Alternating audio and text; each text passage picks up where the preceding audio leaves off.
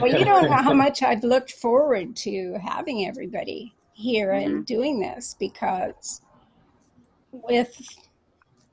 it's still really dynamic.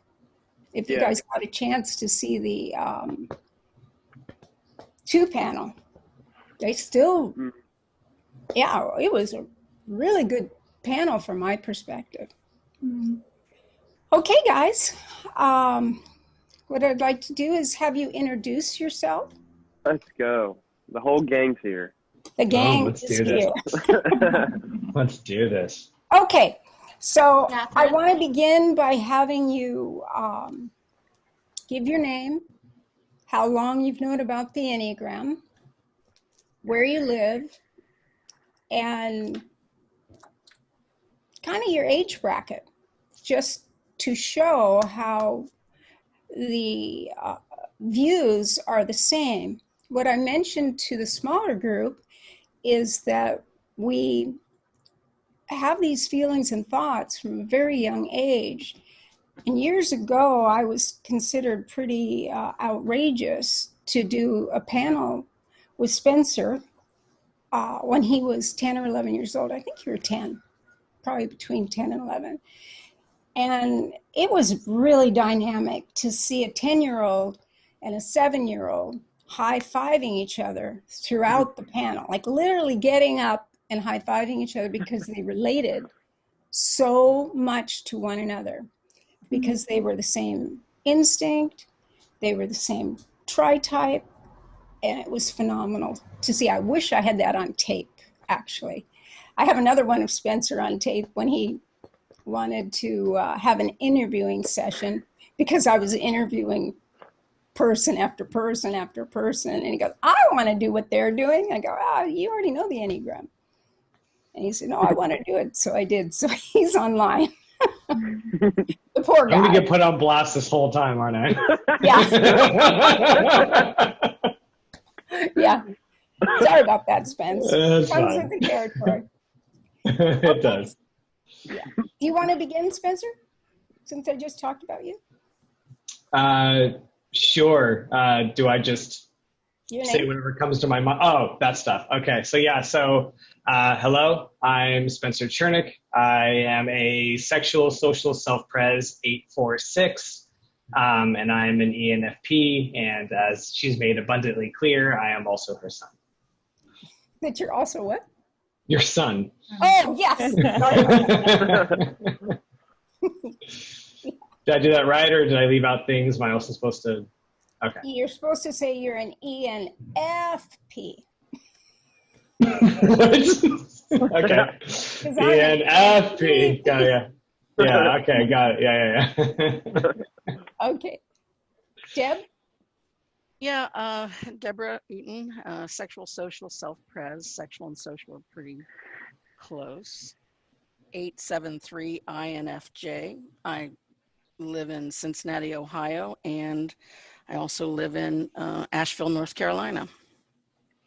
I'm international speaker, got a school, those kinds of things. And how long have you known the Enneagram? I first met it in 1974 at UC Berkeley, and when I was there, and I thought it was a piece of shit, so I kind of abandoned it, and because I was a real psychologist, I was going to be, so I kind of abandoned it and moved on, and then really came back to it in probably late 80s. Very good. That's when I did. Yeah. Mid 80s. Yeah. Around the time he was born. Yeah, but so much was not really understood back then too. I mean, even Claudio Naranjo told me that the fixations didn't even come on until about 1972 or 73, late 72, and that he was only playing with the instinctual subtypes with a few people. Mm-hmm. And so that's why later in 1996, when I gave him my research, he said, oh, put what you write in this class on the instincts about me, put me in there too. And I thought, you want me to put your published work in my little book? And he said, oh yeah. And I said, okay, but I'm curious as to why. And he said, no, because I don't know enough yet. I'm still learning, but that he was a 5, so you can see how that would be very pertinent. Yeah. Mm-hmm. Yeah. Yeah. Klaus. Yes, my dear. My name is Klaus. I'm living in Denmark, outside Copenhagen, and if people found it blunt that I drink red wine, it's because it's almost 11 o'clock in the evening. So you guys are at work. I have been at work for several hours. I am a sexual social 837, and I'm not quite sure about my MBTI type because I don't care. Okay. Oh, Carmel? Yeah, hi, I'm Carmel Allison. I currently reside in the San Francisco Bay Area, and I am a self-pres 853 and INFJ. Excellent. And I've been learning about the Enneagram for about 2 years now. Very good. Bree? Hello, I'm Bree. I'm a social ENTP 862. I'm a therapist, counselor, primarily relationship work, and I learned about the Enneagram during grad school for that about 6 years ago from Sharon Burbauer primarily. And yeah, is that everything? What else was there? No, that's good. I said Bay Area, right? I'm in the Bay Area as well. Yeah. That's perfect. DJ. Well, okay, now I can speak. So I'm DJ. I'm 22. I am a sexual self-preserving 847 ENTJ. Okay, I just was asked with the 2 panel if I could just say a little something about what each type is. And I have my cheat sheet, and it's just a sheet that has just the basic strategy, everything for the types. And when you take the test at my free test at enneagramtritypetest.com, and you get your results, if you click on the tab on the left, it will give you your cheat sheet. And it's so much easier to look at this, especially if you're uncertain or you're changing types. A lot of people have. I added some programming that makes it so even if you test as another type, it'll alert you when you have 6 in the head center, because you're using the patterns of 6. So some people have come out differently and as 6s, and at first were upset, and then actually I've gotten a lot of feedback that they realized it was actually true. They just were skipping the step where fear motivated them to prepare or do things. And so that's there. It's going to be free for a while, so go ahead and share it with anyone you want. So here we go. Summary description of type 8. 8s believe that the world can be a hard and unjust place where only the strong survive. They have a personal code of honor and focus on strength and justice. To gain respect and assure protection from injustices, they assert themselves, and in the process may at times be seen as arrogant and imposing. They are adept at seeing the big picture and sensing what motivates people. They actually learn the Enneagram very quickly because of that. 8s dislike falseness, indecisiveness, and indirectness, and they are attracted to truth and justice. Now, when you learn about the Enneagram, Ichazo and Naranjo identified traps, and this is what triggers the 8 into action. In this case, or the types into action, sorry about that. The trap is what triggers us into action. And in the case of the 8, it is justice. So the minute we see injustice anywhere, we try to fix it, change it, not only for ourselves, but others. In fact, some people make a career out of justice and helping people understand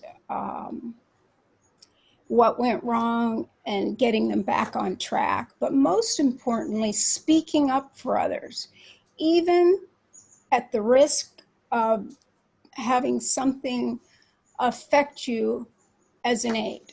In other words, the 8 is willing to stand up for what they believe in, even if it means they stand alone. Can you guys share what that means to you, how you feel about justice and the willingness to stand alone?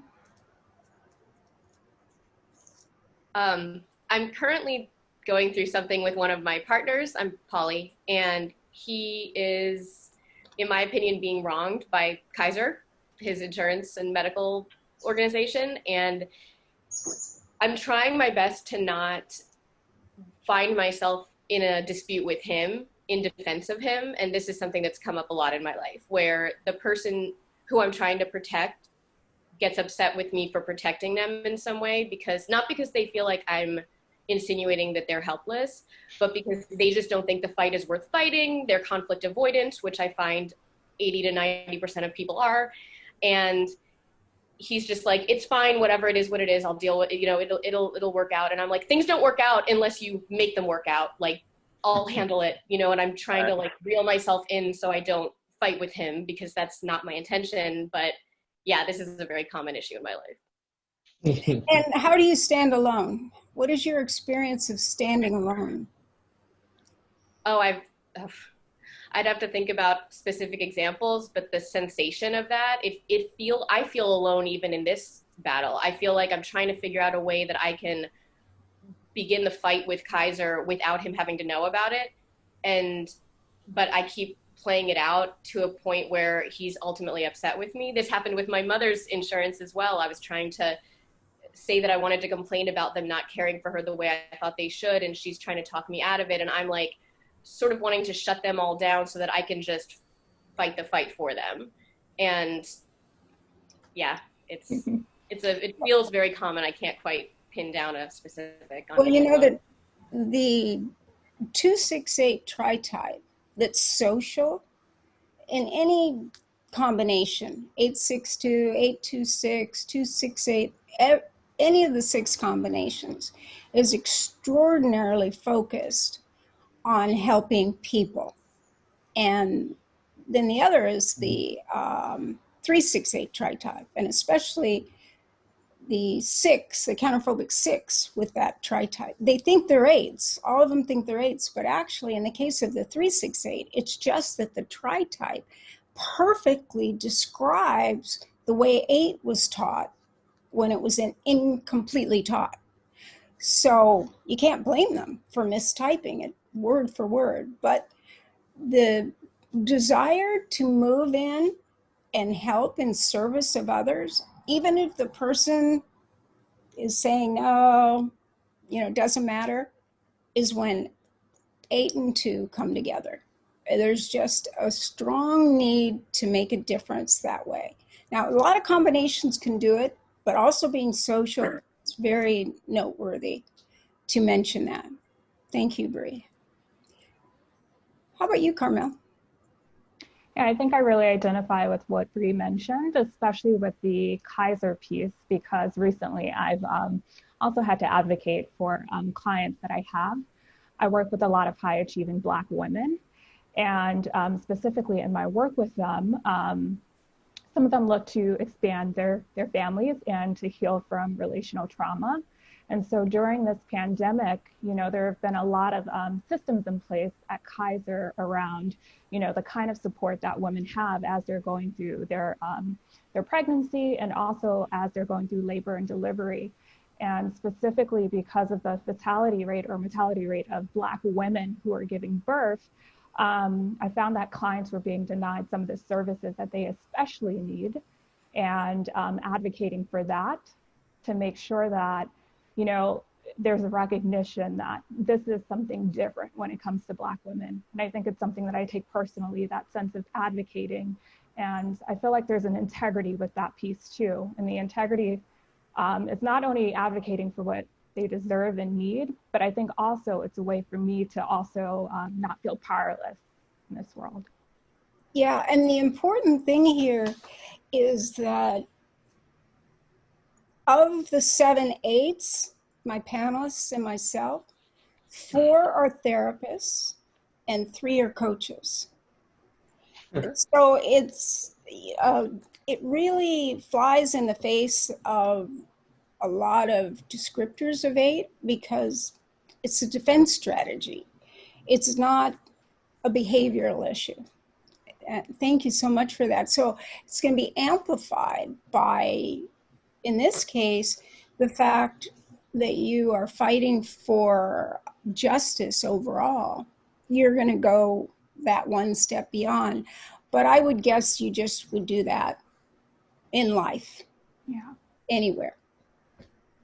And I just find it to be true for 8s in general. Always, reaching out. If you see something that's wronged, a person that's been wronged, something wrong, and a person who's been wronged because of it, is when the 8 just steps in, even if we have no business doing so. Well, yeah, it's a telltale quality about 8. How about you, Spence, when you stood up for something and it meant you were going to stand alone or not maybe have the support of the people that you care about? Yeah, if I'm being honest, this whole conversation's riling me up. This is definitely something I've run into throughout my life. And as a therapist, something I really struggle maintaining my boundaries, which is a very important thing in the therapist world. I've had issues with bosses. I've had issues with kids on the playground that were bullies to friends of mine. And a lot of times people don't want to deal with the friction. They don't want to deal with what may come from it. When I see that as like a phase, like Churchill used to say, if you find yourself in the middle of hell, like keep going, right? Like, otherwise you're just going to stay there. So I'm not thinking about this first stage, like bring it on. Like I'm thinking about this, like, this is not okay. The fact that we're like, inaction is action. No choice is choice. We're choosing that this is okay, and it's not. And I have a huge issue with, I'm getting really riled up. I'll be honest. It happens too much, and I definitely take it upon myself sometimes to the dismay of others. But I have the best of intentions, and I like to believe I still go about it professionally, and I hope that is how others view it later on as well. Yeah, thank you. You were, Spencer, always the one trying to tell bullies off, and even went to the principal's office one time when you're mad at your friend. But it's one of my favorite stories, because when I went to meet the principal, he said, well, I think it's all okay. And I said, well, what happened? He said, well, don't worry about it. Spencer explained it to me that he's a sexual 8 and his friend is a social 7, and that he did not like his friend not playing. I mean, you could say it better, but it was intense enough that you guys ended up in the principal's office. Can you say more about what that was that you would feel so intensely? I mean, at risk of sounding like I know more than other people do about themselves, I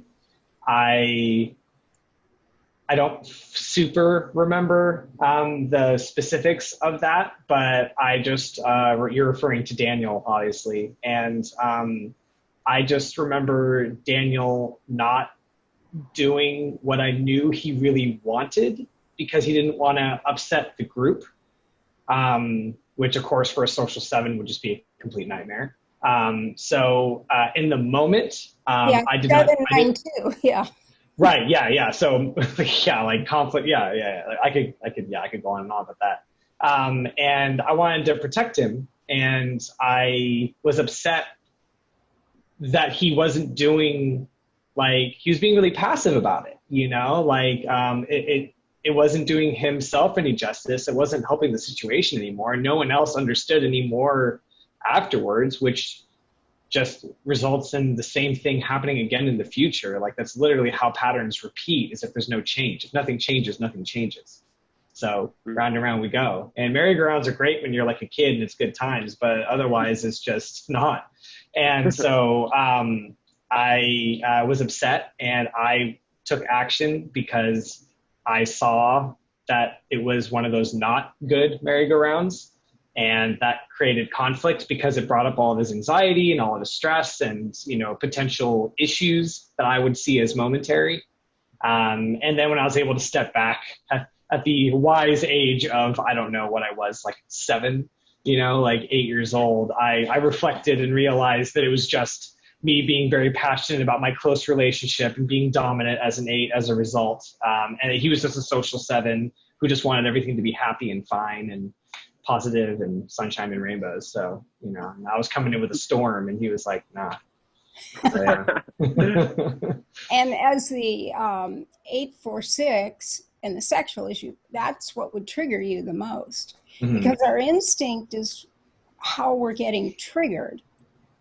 And protect, in the case of the sexual, you always protect your intimates, and 8s just protect people in general, but it's really visceral for the sexual 8. And then the self-pres 8 will do that, or like Carmel, being the 853, there's an introverted, you know, people say, oh, 8s can't be introverted. Of course they can. We have 2 on the panel today, both Carmel and Deb. Debs is what I usually say. Yeah, but, right. Yeah. Thank you, Spencer. And the ENFP, you know, really, you know, is big-hearted in showing their displays of affection. So let's lead right into you, Debs, because you are another introvert like Carmel, but you're an 873 and you're sexual. Yeah, and the introversion is 6, not 49. So yeah. So makes it a difference. And I, you know, that's all true. You know, I'm going to tell a story about one of the first times I met you. I mean, we were at an IEA conference in Washington, D.C., and I had just been put on the IEA board. Naranjo was the keynote speaker, and he brought with him 28 goons, is what I said back then. And remember this? Remember this, Catherine? Yeah, I do. And he stood up at the, you know, keynote. How many of you think you're 8? And probably 175, 200 people stood up, and he goes, I doubt it. I doubt it. And so then he puts us all into these breakout type rooms with, you know, 6 or so of his peeps. Well, they had decided that the 8s who had come to the room, by the way, by the time we got to the room, there was not 175. I can tell you they'd all, you know, decided to like flee. At the door they'd been. Right. They went someplace else. Yeah. But I was in Catherine's group. There were, I think, 3 groups in that room. And I was in Catherine's group. And I had met her, I knew of her, you know, all of that. But really, we hadn't, you know, hung out together. And they started grinding on her, like just pointing fingers in her face. And they were just trying to make her leave the room. And do you remember this? Yeah. You and the woman in Asheville, Sandra, they were both slighter, they were both thinner, they were both whatever. They didn't match what Naranjo thought they should match. And I stood up. I became so enraged that they were like on you. I stood up and said, stop this fucking shit. Stop it. Leave her alone. I said, stop it. Leave her alone. Well, Naranjo had his camera guy follow me around for the rest of the conference, taking a video of me. So I was like, so I then had to go up and say to him, "Why are you filming me? Naranjo wants you filmed." I said, "Naranjo did not ask my permission. Stop, or I'm going to break your camera." So those are a couple of those moments when people that I care about, or like I had just gotten to know you, it felt wrong. It felt unjust. You said you were an 8, and don't we teach that you get to determine your type? Yeah, right. So remember, I told him, "Yeah, you want to get your hand out of my face." Right, exactly. You don't want to be doing that. Right, but they just weren't having any of it, and poor you and poor Sandra, I couldn't take it anymore, and I was younger then. So. Well, for what it's worth, Naranjo actually was right. A lot of people weren't 8s, but he didn't that's true. understand the archetype of the priest 8. Right. And with me, he discovered that it exists, and then he started seeing it again. And each time I saw him, he would ask me, like, "What more do I need to know about, what did you call it? Priest 8?" I go, "No, it's just, the chiseled features." And so. No, I think he was more familiar with the warrior queen, which was me. And it's like, I remember having my first lunch with him, and he's walking up the steps to eat lunch with me and Bee and Ginger. And he had said, "I doubt that you're 8s." And I'm on the stairs above him. I've positioned myself. And I said, "Claudio, I'm an 8." And he said, "Probably." But some fun times. But justice is really important, as you know. Yes. Thank you. Thank you then and now. Yep. All right. Klaus, how have you experienced the journey, and For me, how justice and standing up for what you believe in? It's just the voice and the tone of my life, and I think in my language, it's more like the fairness. For me, fairness is more important than justice. And I remember all my life going back, started with me protecting my mother from my cruel dad, and me protecting my sister when she was my smaller sister. If anyone even addressed her in a bad way, they could count on that I would be there like a lion. And I worked in a bank many years ago, and there was a client who spit my face because he couldn't get his money payroll, and I beat him up inside the bank, and it nearly ended my banking career. But nearly. But I remember that I was crying. I was so angry that I was crying because I found it so goddamn injustice that he could get away with spitting me in my face for taking care of my job. So it's just been stories and stories and stories. I'm 55 years old. I've been teaching the Enneagram for 20 years, and recently I heard that one of my first girlfriends ever, that was like one of my first real loves, that her husband, now former husband, treated her bad. And I heard it just as a rumor, and I got so angry that I was about to drive 25 miles just to knock on his door and tell, don't mess with my girlfriend. I will kill you if you do it again. So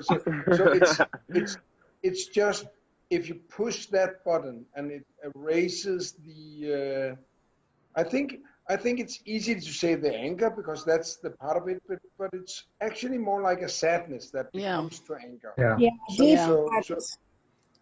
So it's so easy to talk about that I become angry and I blah blah blah, and we heard that story over and over again. But inside me, it's more like I really get sad, and a second after sadness, anger occurs. But then I do not have the button. Like, you can't push the button that says enough is enough.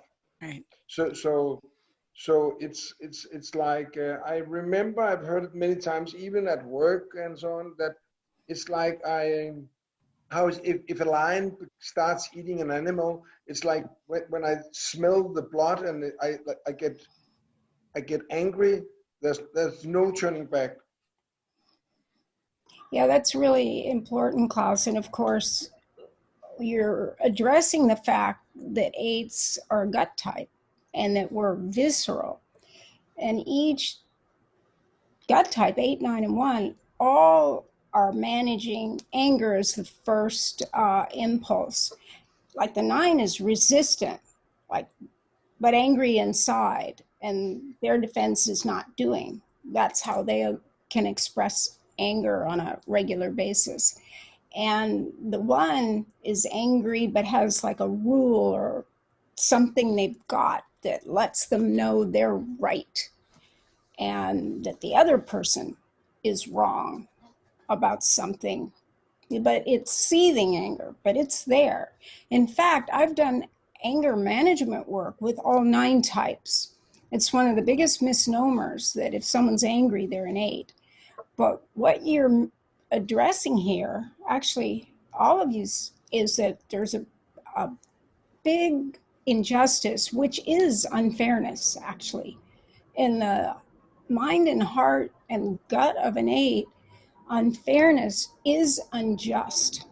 And if someone's not speaking up or we're mistreated, the executive function just drains out of the brain, the hindbrain kicks in, and we go into action.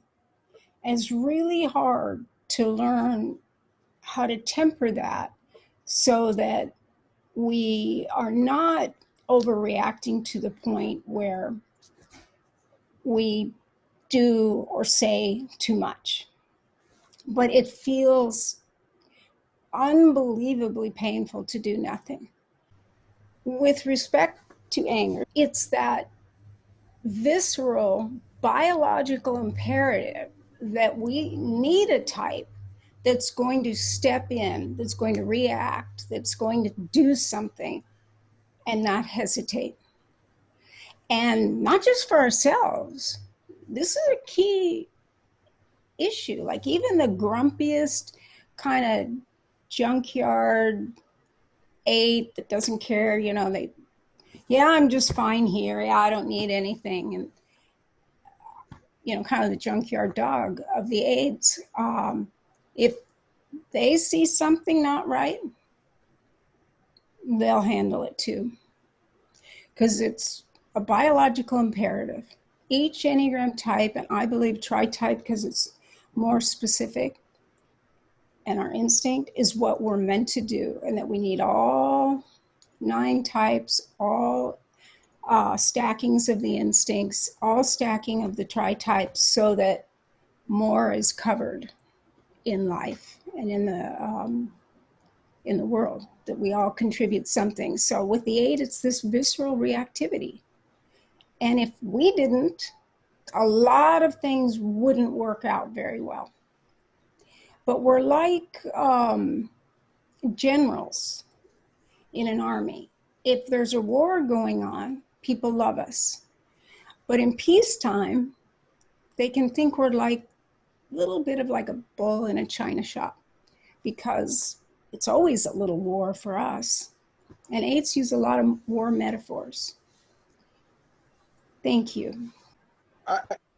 What I just want to say something about that for me, it can be when my wife got the cancer.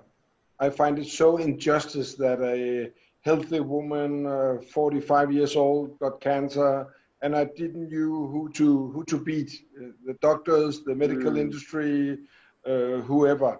When I was a young guy and I did martial art for years, I saw a guy who was beaten up by a gang. I just jumped in there because it was so unfair that they were 5 guys and he was only 1 guy. It's no matter if it's a person or a culture, or whenever I see injustice, I need to go somewhere with my energy. Yeah, it's energy. The energy's immediately going against whatever perceived unfairness or injustice is coming towards us are those we care about. Like, I was pretty mild-mannered with the teachers, my kids' teachers, and everything until I was in a meeting with a group of teachers, and Spencer, when he was a little boy, but he was old enough to be addressed, but they were just talking like he wasn't there. And all of a sudden, no more mild manner, no more Mr. Nice Guy. Don't ask me, he's right here. And the room just went quiet, because even if we're not yelling or screaming, in fact, a lot of times people They don't think we're yelling. Yeah, the eights. All the time. Eights, people who yell too much, they're not eights, because we take pride in being in control most of the time. Because if we were always out of control, we'd lose power. DJ? Yeah, so in high school, I was involved with a lot of sports. And so because of that, I was popular. And I didn't like it, because for the most part, everybody that I saw in my group was like, they were trying to live up to an image. And it was like, anybody that didn't fit that narrative was lame or was an outcast. And so what I would do was, I would see the kid that had no status, or the kid that was lame or something like that, and I would purposefully sit with them. I would like leave the lunch table of the popular kids and would go sit with the kids that were like social rejects, or what do you call it. And then eventually my friends were like, why are you sitting with them? And it got to a point where I just like went off on them. I'm like, you guys act like you actually have more value than they do. Reality is, like, the people that are away from them, from that group, are actually more real.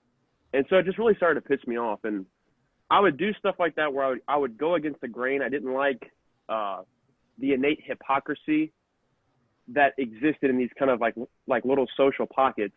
And it was like trying to control behavior. And if you were popular, you couldn't associate with those people. And so I just thought that was stupid. It's like in high school, you don't actually have like this, like, you're in high school. You can barely drive. You can barely afford stuff. You don't really have like autonomy anyway. So it's like, stop acting that way. Just be yourself. Like, stop trying to think that, like, because this person isn't in a popular group, that they don't have value.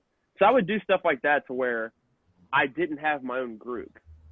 I could be in certain groups when I wanted to, but as soon as they thought they could identify me in that group, I'm like, nah, bro, like, I'm me. I'm going to talk to, the quarterback on the football team and the lab nerd. Like, I didn't have that kind of like mentality, and I still do that. So, but I didn't like that.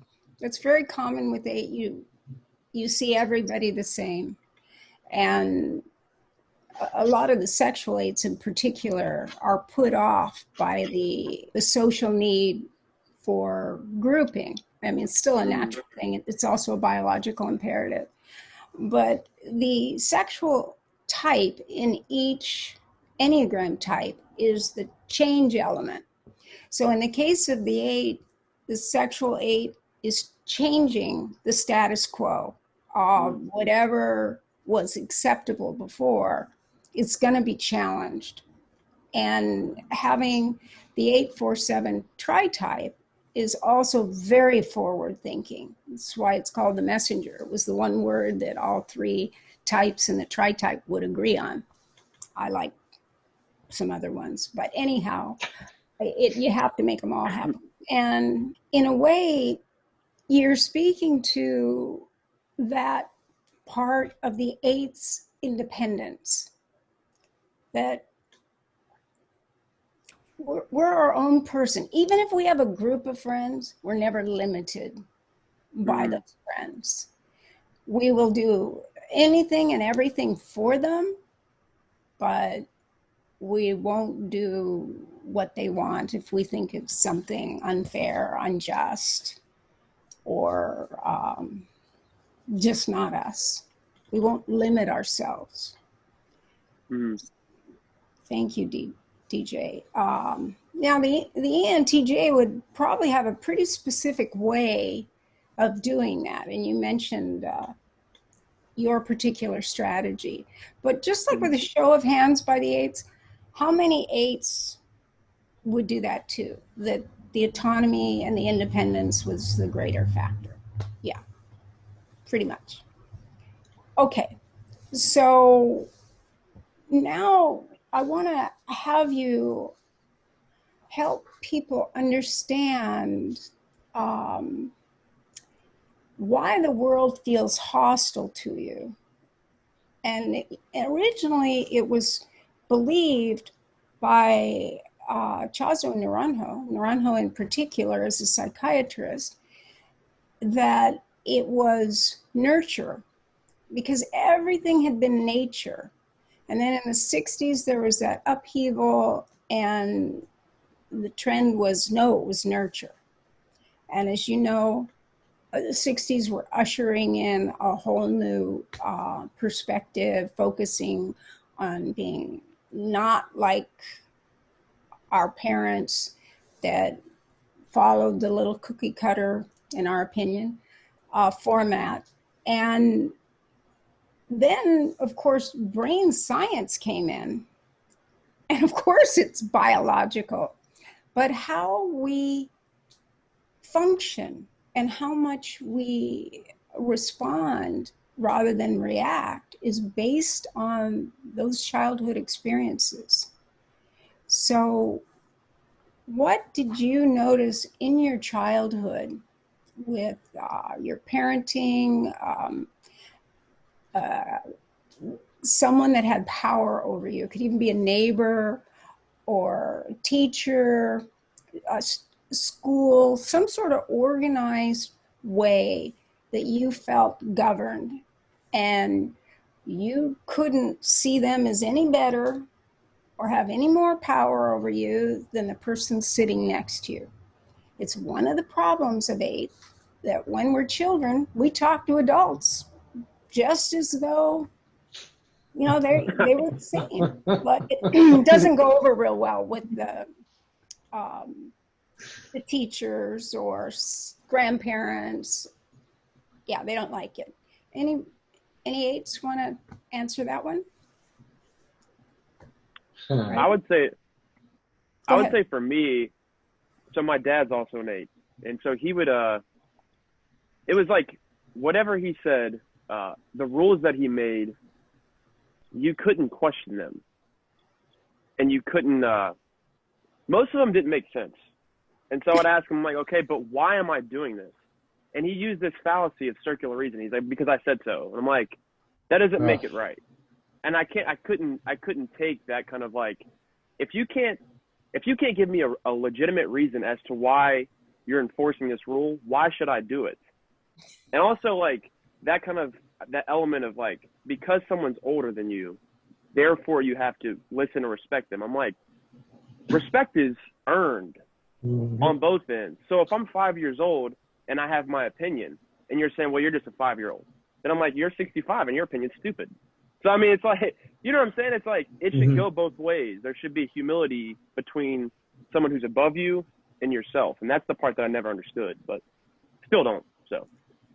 Right, like I got in trouble in school for talking to teachers like they were equals. And my mother was all distressed about it. And I had one great teacher, and he was also the vice principal. And he said, don't worry about it. She'll be fine when she's an adult. But she just thinks she's an adult now. And all those ways that she is, you're going to really appreciate when she is an adult. And that is true with 8s. It really is. The very part that people struggle with is then used to protect others. So thank you, DJ. Carmel, do you want to say something about that? I think I'll have everybody answer it. Yeah, I think that piece that you just mentioned about being perceived as an adult, I think you know, growing up, adults around me, like when I would speak back, there was this perception of trying to be an adult. But I think where that equality piece comes in is that I just thought that I was just being a human being, advocating for my own rights. And the other thing that I can think of too is that culture also plays a role, because I came from a Caribbean family, or at least I come from a Caribbean family, who are known to be really outspoken, but yet children are expected to not be outspoken until they're like 18 or older. And so I remember thinking, I can't wait that long for me to advocate for myself. So there was a sense of, you know, I have to speak right now.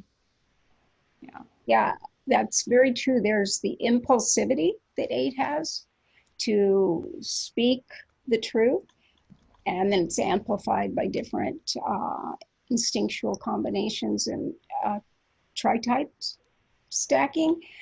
But there's this, it's like we don't blurt about something unrelated. We blurt about something that offends us, but it's always going to be because we think it's better for everybody. It's not going to, like, if we advocate for ourselves, then other people will advocate for themselves, and the 8 will support other people doing the same. I mean, you know, 2 8s make great friends, or in the advanced work, the puritanical 8 seems very different than the hedonistic 8, but all 8s are somewhat puritanical and hedonistic. It's the dichotomy within 8. So the puritanical 8 is really identified with integrity, but all 8s care about it. But it's a code of honor that all 8s will agree with, their own personal code, not someone else telling them what's right or wrong or the thing to do. And we do it from the time we're really little, really, really little. I had an 8 father as well. And he would say, because I told you so. It's, who said you can tell me so? And he said, because I have all the feathers. And I go, what? And he was trying to say, you know, he was the chief. And I said, well, how many feathers do I have? And he said, 1. I go, 1? How do I get the other feathers? And he said, well, you have to earn them. And I go, I think I've earned a few more feathers. And I said, wait, how many feathers does Tony have? He said, 1. How about Chris? 1. How about Vince? 1. Okay, how about Mom? Well, don't tell her, but it's 1. So that's that, you know, the 8 feels the burden of protecting people too, and are devastated when they aren't able to. Like my father was in the Marines, and he was a captain of a platoon, and I just killed him when his young members of his platoon didn't listen to him and then were shot or whatever. So it was a very serious thing. So 8s, this is that belief that the world is hostile. And I'll go back into this, like my mom would say, Katherine, why are you hanging out with those girls? You're to the manor born. I'm from manor? What manor? What do you mean to the manor born? You look like an ordinary house in Newport Beach to me. And my dad said, Kate, it's a jungle out there. You just have to make sure you're one step ahead of everybody else. And the truth of the matter, they were just speaking from their types. My mom was speaking as a 4, and my dad was speaking as an 8. But we do feel that way. Spencer, can you say more about anything that anyone said, or thinking things are hostile or that you have to make right? Like Ichazo called the 8 the moralist in terms of the justice maker. And what is unknown or understood by the 8 is that it's self-defined justice, which is really our code of honor again. Just like Klaus, you know, just couldn't have someone mistreated that way. And so that would propel him into action, especially with having seen it and experienced it as a child. So how is that true for you, Spencer? I mean, I guess the shorter question would be, how is it not true? Uh, I feel like school is kind of the easiest one. I always felt like certain kids got better treatment than others. What's going on in the world right now is absolutely infuriating. It's just always been really, really difficult to see something that gets to govern and decide things, and it doesn't seem to have like the greater good as the goal. It doesn't seem to it prioritizes what is self-beneficial. At least is what it feels like. And I always feel like the little guy, or the little person, I guess, little girl, little guy, whatever, loses out. And that's just really not fair. Even if you want to make it something as little as like, the basketball team that was supposed to not even make the playoffs makes it all the way to the finals. Like, I love that because no one believed in them. And there's something called heart and there's something called trying. But then you also, being like a kid with ADHD, like my whole life, like I was constantly being told what I was capable of and what I could do. And I remember, PE kids being singled out because of what they thought, what people thought they could or couldn't do. Laws aren't set up to protect everybody. I could just go on and on and on. And I think Klaus said it so perfectly. It's like what you see is anger. What you see is aggression and fierceness. But it's brokenheartedness. It's just devastating. And it's just so not okay. And how we got here is yeah. You said the self-defined justice. I mean, I guess I never sat down and thought about like, this is what defines okay and not okay. It just seems like we should all just know. Like, it just is that. This is okay because it is. It's not okay because it isn't. Like, we shouldn't have to break this down. Like, if this person's treated differently than this person, that's not okay. There's no real reason for that. So, yeah, I don't know if I got carried away with that answer or not. If I got off track, but I hope I answered. Because you just went into something really important, and that is power. And a lot of times the 8 is taught as wanting control. And actually, I have to say it a different way. It's a fear of being controlled, harmed, or manipulated. Right. So if that's our unconscious fear, we're going to make sure that we have control of our territory, our domain. Now, the only problem is when there are other people in our territory, then it has to be negotiated. But it isn't like we're seeking control like the 1. We are just asserting dominance to not be controlled. It's like the most important thing you can understand about type 8, the brokenheartedness, and that there is no desire for control. And you know what? Ichazo and Naranjo did not teach type 8 as controlling. They taught the type 8 is going to aggression. And actually, Naranjo wrote a lot about the narcissistic 8. And when I was in his training, I said, yeah, I kind of held up his book and I said, what about when an 8's like average or, on the healthy side? He goes, oh, I don't need to write about healthy people. The Enneagram is a pathology, in my opinion. And that was long before people understood that the very things that were in our way of our own spiritual awakening and gaining more consciousness were the same things that are our gifts. But at the time, he goes, oh no, I just took different things he had learned about any kind of trialectic system and just put those traits for each type. And he said, I never said all 8s are narcissistic. And I said, yeah, you might want to read your book again. But he said, yeah, give me a type that I said something nice about. I said, fair enough, touche.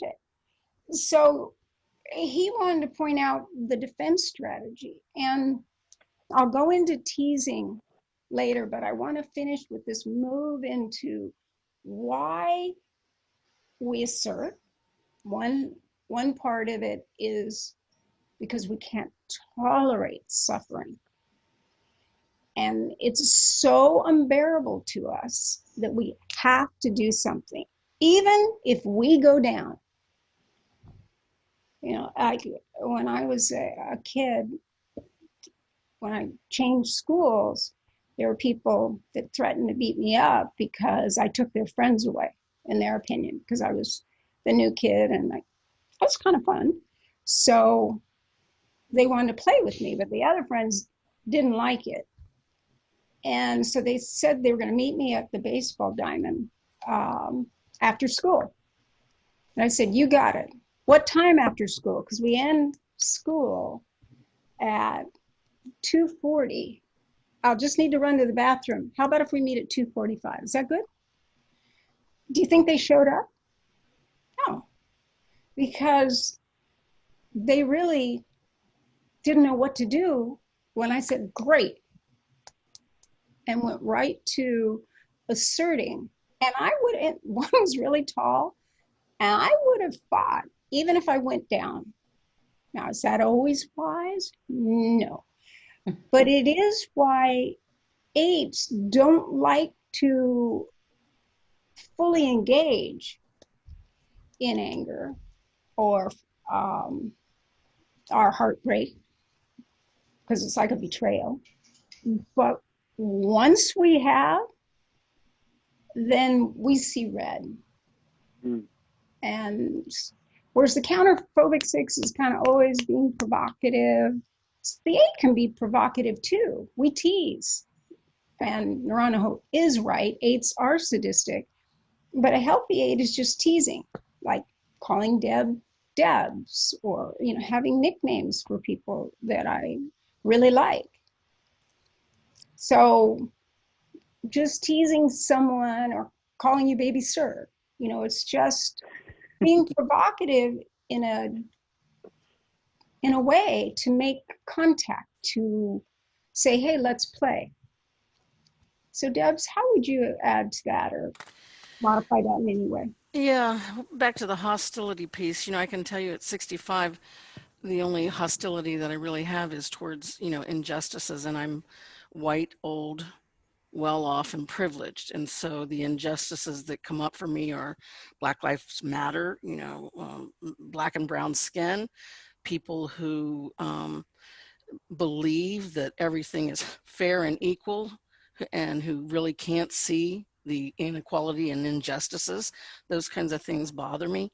And as you know, Catherine, I look at things from levels of consciousness through the spiral dynamics. I've paired the Enneagram and spiral dynamics, and I can see people at many different levels of consciousness, and I can accept where they are, and I can accept what they are doing, unless it has to do with injustices of hurting people.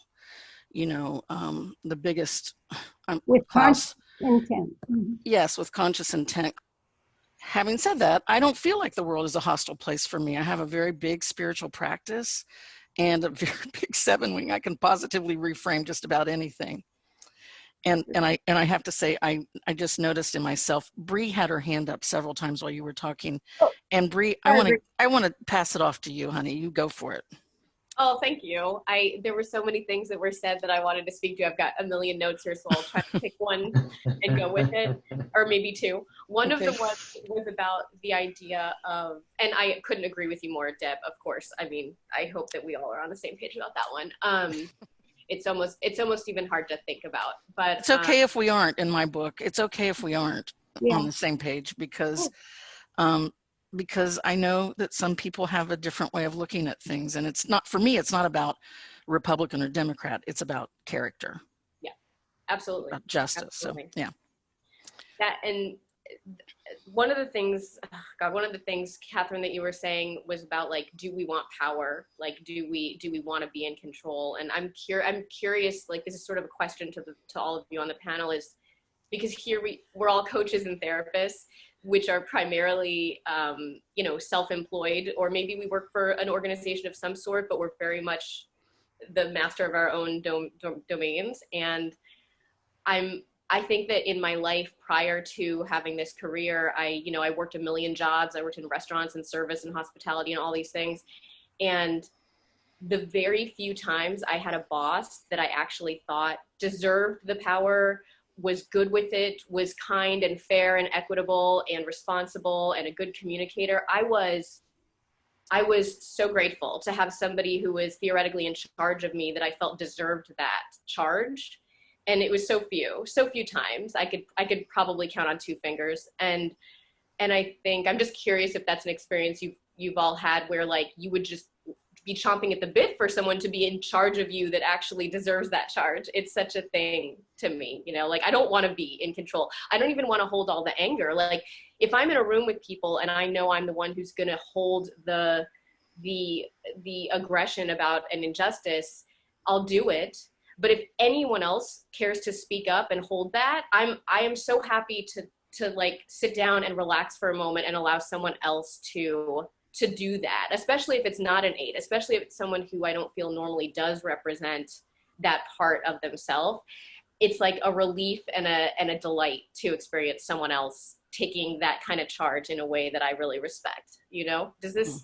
Yeah, the 8 is much more well-behaved. I had a couple bosses like that, but otherwise I could be a nightmare calling my boss on injustices or just say, no, I'm not going to do that. I'm not going to go into that account and lie. And to a boss, that's pretty difficult because they want a kind of blind obedience, which the 8 can't give. Blind obedience. And that's the thing that a few of you spoke about, having 8 parents that said, because I said so.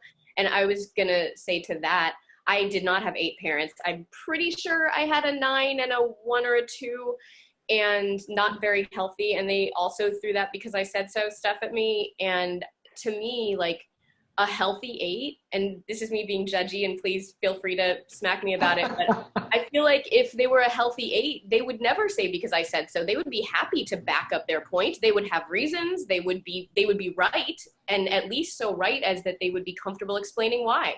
I get the feeling that's the kind of parent Katherine was as an 8, and I'm not to judge your parents that are 8s, but I'm disappointed when I hear 8s using their power in a brutal way that doesn't actually effectively communicate. Exactly. I can say, Bree, my dad was an 8 and my mother was a 2. And I was his princess. I was his special child.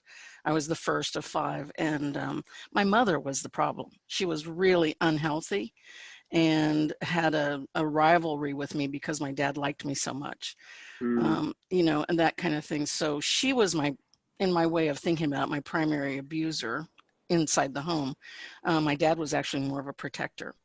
And so I can't say that my father was healthy. He was not educated, but he was loving to me. I can't say that he was that way with the rest of my siblings, but for me, he was an amazing being. And so I could really appreciate the power of the compassion and kindness that comes out of, a type 8 parent. If they know what they're doing. And I can tell you that my 2 kids, who are almost 40 now, think I was a fabulous mother. And my grandbaby thinks I'm the cat's meow. So it's all good.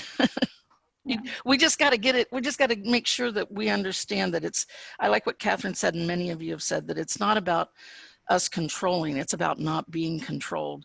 And if I'm getting big or if I'm getting loud, my partner, my kids say, hey, you're getting loud or you're getting big, is the cue. And that just means I'm hurt. That means I'm sad. That means I'm passionate. It just means something's breaking my heart. Usually I just cry, but if I, in the first passion moments of it, I'm, like loud about it, and then I cry. So. Well, here's the other thing too. When we get really upset, we can cry. Right. I remember being mortified by that when I was like 9 years old. There was a huge injustice, and it made me so angry. Right. And you can't cry. You can't cry. But it's a natural thing. But Sure. I taught myself to never cry and be stone-faced when something painful happened. Cry inside, as I did teach Spencer when he was being mocked. He said it for life. But what you're addressing is important because it doesn't mean it happened a moment before we got angry, although it can. But it can also be the day before, a week before, or a pattern of upsets that all of a sudden, no more Mr. Nice Guy, and we feel like there's an injustice, something unfair, or betrayal in some way. Yeah, thank you, Deb. So true. Klaus, now that you're... First of all, I've never heard the word Deborah and princess in the same sentence, so thank you for that, Deb. and you know how much... For Klaus, for you, it's queen. Yeah, I'm empress. I'm empress. It just gave me a small spot of the feeling of being a king. So yes. And he is the king. The reason why I emotionally reacted 6,000 miles away from you guys is that I see as a parent how unfairly I treat the differences between my daughter and my son. Because my son, he's the guy, he can cope with life. He's a 9, he's a social 9, he's so adorable. He's I can't mention how many feet, and he's a big guy, and he's just adorable. But he's a guy. He has to step up and cut the crap and do whatever he needs. And my daughter, she's a 7. She's always been my princess, and of course I will go to the end of the world, and I will kill for the both of them. But I remember when my daughter was, I think she was about 4 or 5 years old, and I was loud. I think Deb called it loud, and then angry for a certain reason. I can't remember why. But I remember me screaming and shouting, and then suddenly she looked at me and with her beautiful eyes, and she said, "Dad, you can scream and shout, but I know you love me." and I remember the feeling of that, and I fully agree what you said, Deb, that whenever I get big and angry, it's because there's something at stake. Yeah. And it's sometimes, of course, it has something to do with me, but most likely it has something to do with the situation or people around me or whatever it can be. And another thing that came to my mind listening to you guys is that for me, it's like I'm prepared to be alone in a kind of that I know for a fact that I'm a social guy, and I know people like me and I love people. So I'm a social personality, not in instinct, but I'm prepared to do this by myself.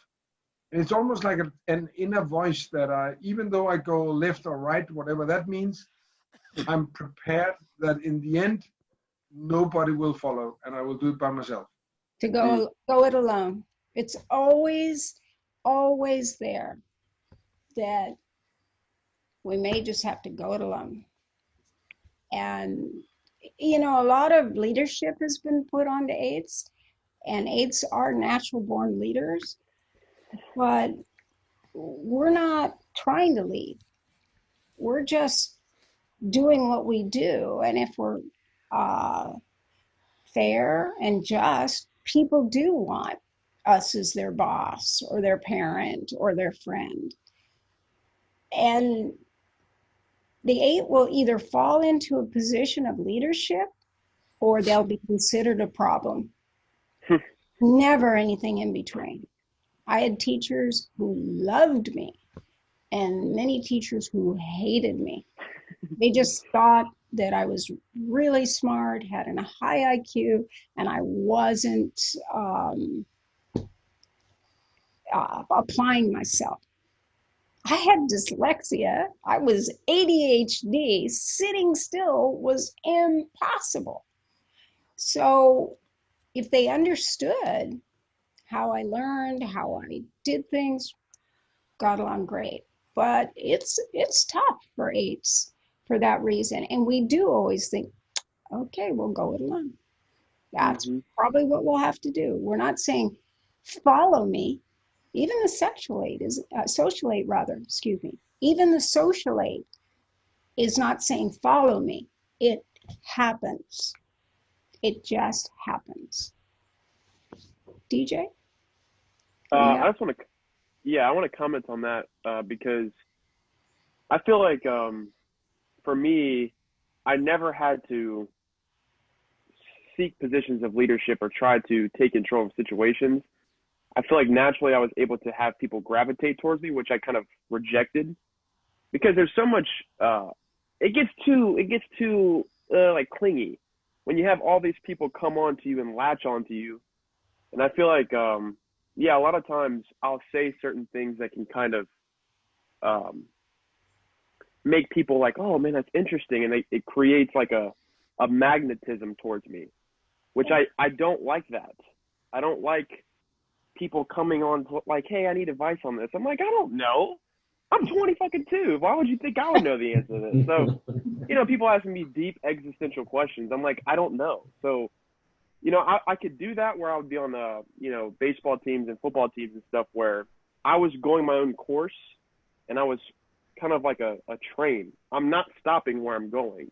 And if you want to be a part of it, you can hop on too. But if you don't like it or you accept it, that's not, I kind of have a lone wolf mentality where I'm like, I'm going to do what I'm going to do. If you like it, that's great. If you don't, then that's fine also. So, yeah, I just don't like when people get too close and they're just like, can you answer this question? I'm like, I don't know. Like, look it up. We have Google. Like, yeah, you're talking about expectations. And what's noteworthy with the 8 is that you kind of have a circle of people that are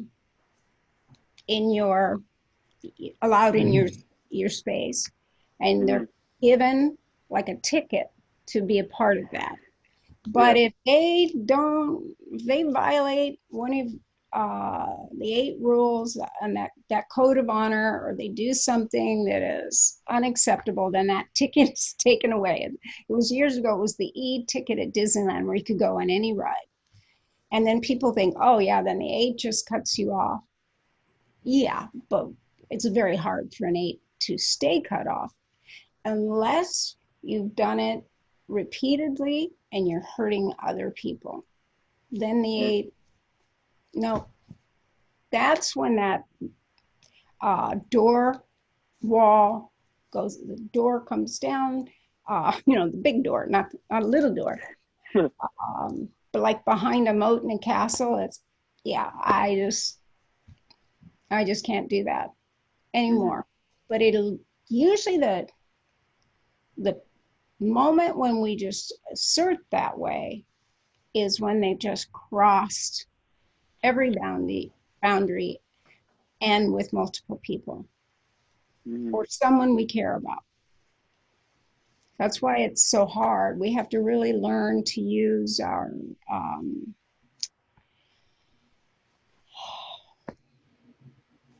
the experiences that we had as a child. All of us accumulate and we develop a chip on our shoulders. The only difference with 8 is the chip on our shoulders goes into action faster than the other types. We're not passive aggressive. We're not going to withhold from you. We're going to speak our piece. And then we're friends again. If we can do that, that's fine. But if we have to pretend, no. And 8s don't want a masquerade of any kind. We want to be able to say it like it is and have you be who you are. That's why eights like so many different people. As long as they're who they are, that's all that's really needed. But if you aren't, and you have pretense, and you're disguising yourself, you're manipulating, whoa, we're actually have a fear of manipulation, because our innocence can be manipulated, and we really don't want that to happen. Let's see.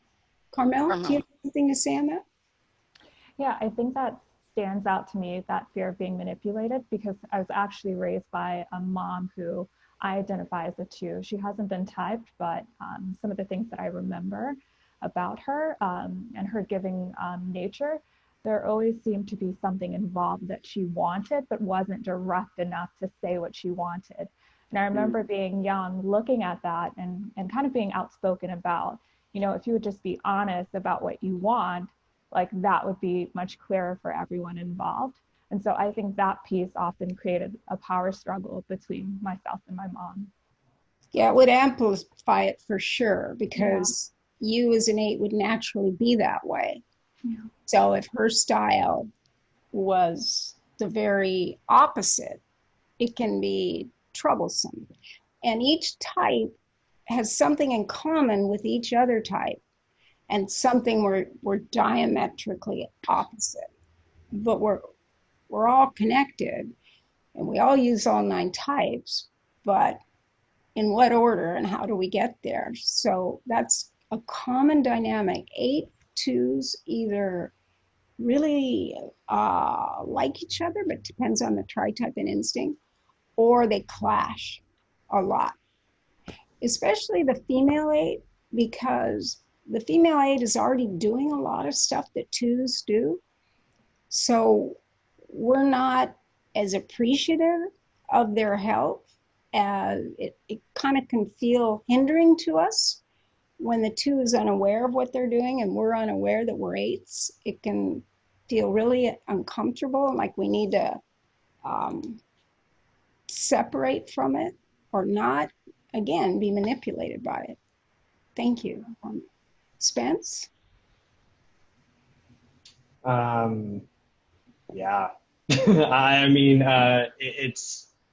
I'm curious as to what part you want me to speak to, because I think a lot of things were really important. I don't even know where to start. This whole thing's been really interesting, because I feel like so many points are being made. And for some reason, what keeps coming up for me is just the manipulation part really hit, because I so badly want to believe in people. I so badly want to believe that what I'm seeing is authenticity, because I really want to portray that authenticity. I want to know that I can really be myself, because I believe myself to be well-intentioned, and I just want the same. I want to know that when the going gets tough, like I've got your back, you've got mine. And I really, really want to know that. And there's not many instances that give you that proof. So you always kind of have to wonder. And I remember when I was younger having this 3-strike policy.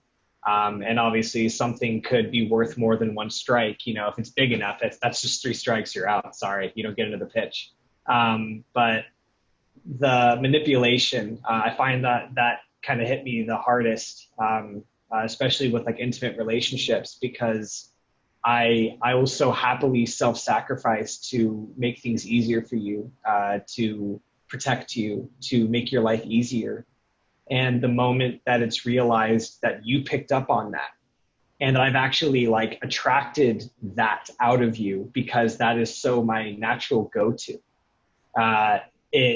it makes you want to get hardened, because you don't want that to happen again, because that's not how this is supposed to work.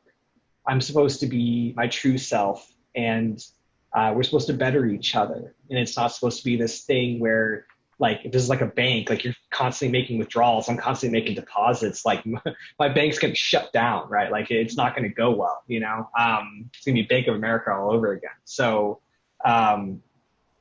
it just, that's always been a really, really hard thing. And when it happens more than once, I don't want to speak for others. I know I was really resistant to continue being that way. But no matter how many times it happened, it didn't feel right or just, you know, the right way to do things. I'd rather put myself at risk of having that hurt again, knowing that I'm being my authentic self, because I feel like that puts me in the position to actually find someone who deserves a friendship with me, and then I can deserve that from them as well. So I guess when we were talking about that manipulation part, that was kind of what I... Hold on, Spence, because we'll go back to what more you want to say, but you've just addressed the very dilemma of the sexual 8, is that we do self-sacrifice for our closest partners, our intimates.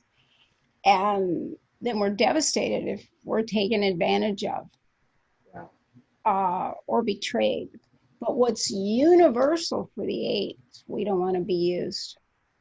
And if we feel used or someone is using someone, that's when we will assert, not just in danger, but we got to stop that, expose that. And it takes time to learn. Maybe you shouldn't have said that, Katherine. Now that guy, even if it was the truth, now that guy is spending 5 years trying to get you fired. And that's really important, Spence. Now, go ahead. And you do have 4 in the Tritype and 6, so that literally... I know my Tritype doesn't really help me out here. I'm like the most intense Tritype that exists in the Enneagram, so I'm fully aware of that. It's like the one thing that all 3 of my numbers can't handle. I want the loyalty, I want the trust, I want the authenticity, I want the passion, I want it all, which I guess is kind of just 8 in general. I just kind of want it all. But it's I can't really say if I learned that lesson. I think I just got lucky and I met someone who doesn't, who actually like resists and is like, no, like you don't need to be doing this much for me, like, because then how are you going to find time for you? And I remember that like thought being like, what do you mean time for me? Like, I don't even understand like what you mean by that, you know? And then I was just like, oh yeah, me time, like that's good for me too. Like, and then I kind of think of like the airplane analogy where like you put the mask on first, you can better help other people. So that's kind of how I make sense of it all. It's like, oh, okay, if I empower myself, I can help even more people and I can be even more like, you know, protective and all that kind of stuff. But the manipulation thing, that's like a thing for sure. Yeah, it's a betrayal. Manipulation is a betrayal. Yeah, absolutely betrayal. Like used and abused are synonymous in my opinion. And it's just not okay. And I don't play that. So and homie don't do that. But homie don't play that. Yeah. Homie don't play. We loved homie. Yeah. It's a living color reference for those who don't know. It's a living color. You can look it up on YouTube. Yeah. Clown was Can I mention 468 864. Yeah. Katherine, can I mention something in addition to what Spencer said about the manipulation piece? Yes. It kind of reminds me that sometimes, even though the 8 is reactive, I think we can forget that we are giving signs to people, especially the people that we care about, when they have crossed a boundary. I think a lot of times we expect that, you know, an 8 will, you know, be reactive in the moment after so many lines have been crossed. But actually in the moment, we are giving signs like, don't cross this line. And if something else happens, we give another sign. And then we become reactive when something has kind of toppled everything that has previously happened. You're so right, which is why it could have happened several times. And then we give signs and it's still not honored. Like if the 8 says no, well, I should qualify that when we say no, it might be a maybe, but we say no first when we're asked to do something generally. And then we say, well, wait a minute, why were you asking that? And then we find out, oh, never mind, I can do that. But our first answer is no, because we don't want to be used. We don't want to, our word is our bond. And if we break our word, we don't respect ourselves. So we don't want to give our word so easily. But if we do, then we feel honor bound to uphold it. So if someone's crossing our boundaries and they're in our circle in particular, it gets a little dicey. So we tell them, and that can cause problems too. But it's not as hard when it's other people outside that circle of care and they're harming others. There isn't as much warning because they might not even notice that we're tracking what they're doing. But yeah, but if a person crosses another person's boundaries that is weak, in our definition of weak, there are two types of weakness: those who are actually weak and need support, and those who are victims and want to not have to do what they need to do. We won't help the victim, but we will help, unless it's a real victim, but we will help anyone else, whether it's a kitten or a child or an elderly person or just someone who needs help. In that, you could look at us like black knights. We're not the shiny white knight where we're saying, doo-doo-doo, we're going to do it the best and the greatest. We don't want to be that good. Good, bad has a lot of good in it too. So we will just do good deeds, and maybe no one would even know about it. We might slip some money to someone that needs it, put in a good word, and not need credit for it. Because what's more important to us is to get the person who needs it the support that we can provide. Can I add something? Yeah. One thing that I struggle with is people that they essentially, the idea that they don't help themselves, I think. Thank you. Yes.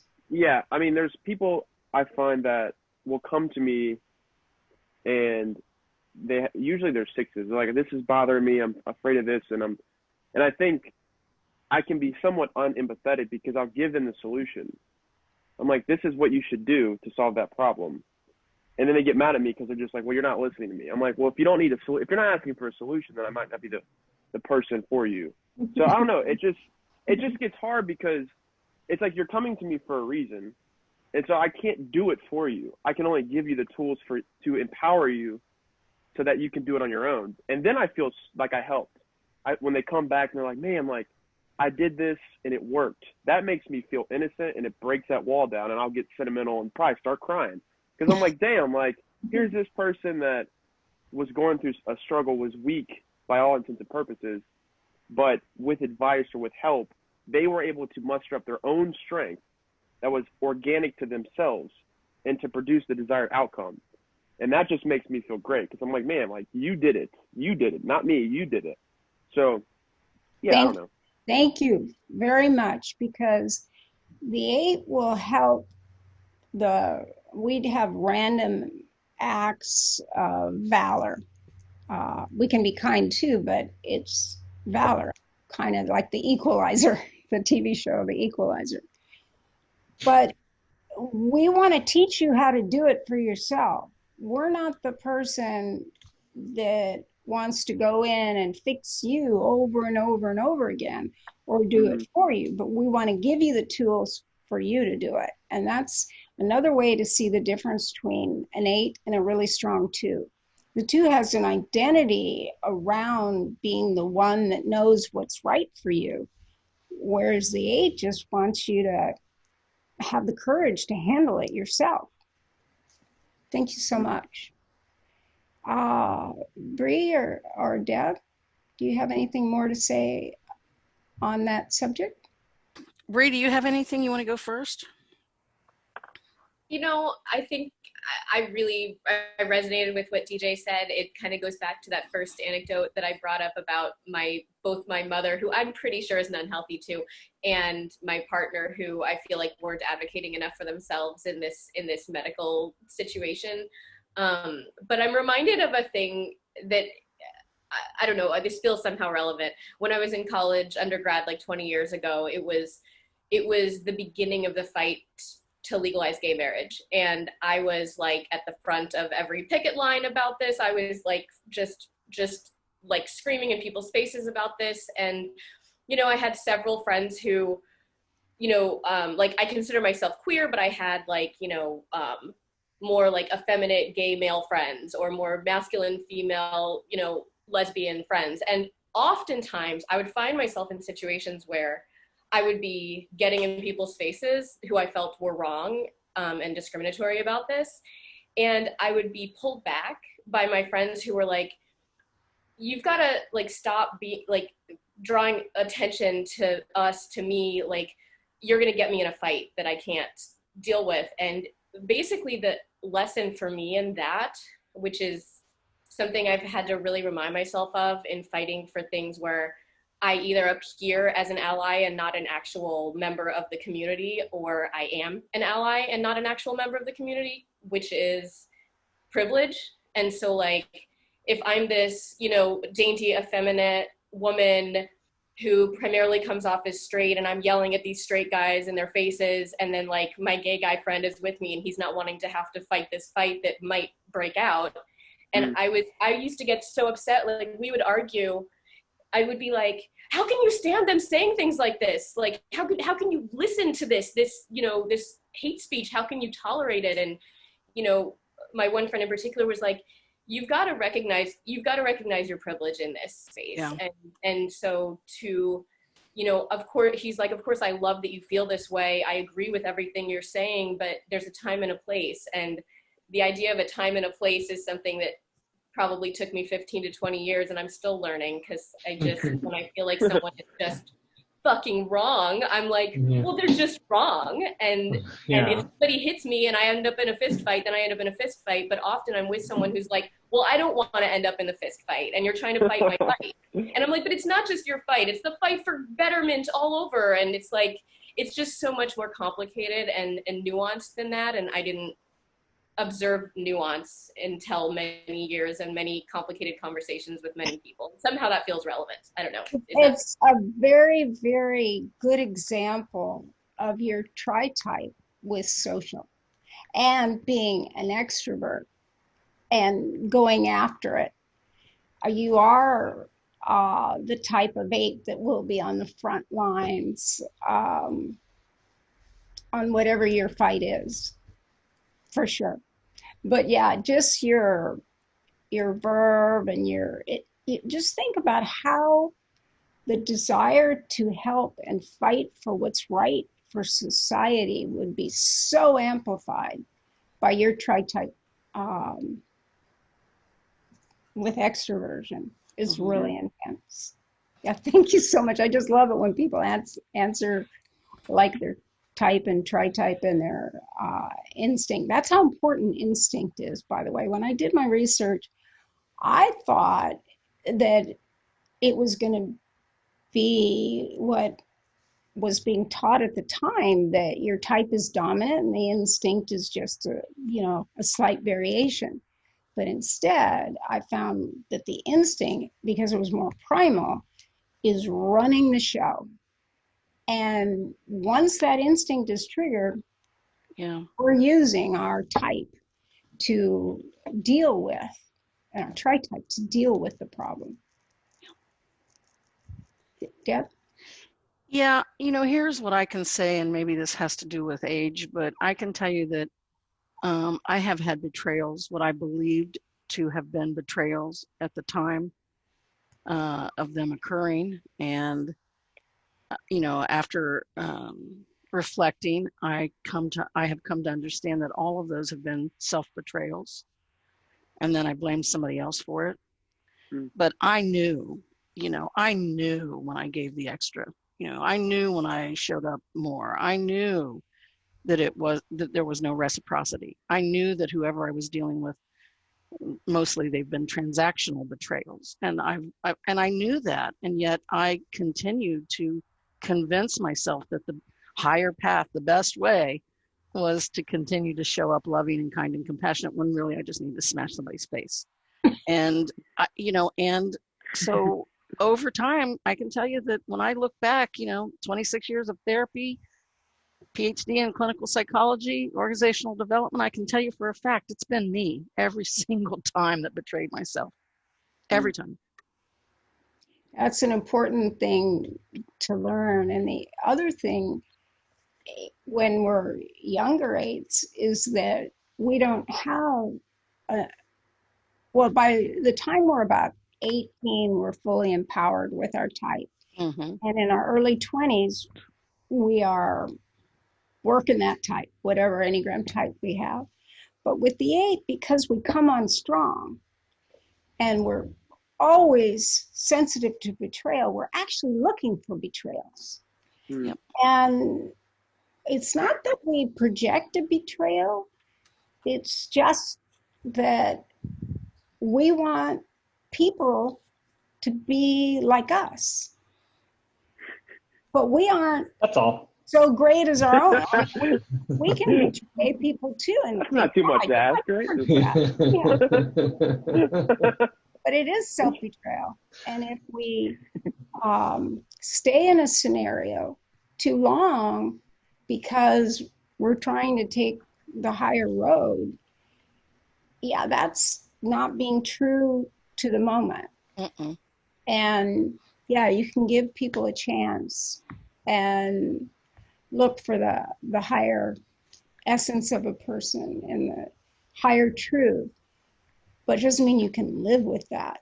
And 8s will, especially sexual 8s, will, in a relationship situation, will take too much before we will say no. Yeah. Enough. Yeah. It's a struggle being a sexual 8. It is. It was a lot of fun too in my youth, I can tell you that. Right, Klaus? I'm with you on that one. I've got so much pussy being a sexual 8, so that's not bad. Good for you, Klaus. It's an oxymoron because the 8 has a fear of being dependent in any way on anyone for anything. And this sexual with the 8 combining the fear of being disconnected, undesirable. So you put those two together and you have someone that okay, wait, am I independent? Wait, no, I'm dependent. It's crazy making because you want to have someone strong enough to stand up for you. Then they can stand up to you. But if they don't stand up for you, no. And we're the same way, so that's what we want.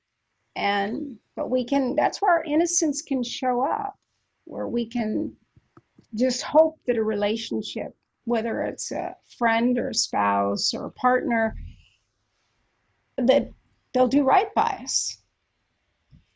And we're always shocked when they don't. But actually, we kind of knew. We expect people to mess up.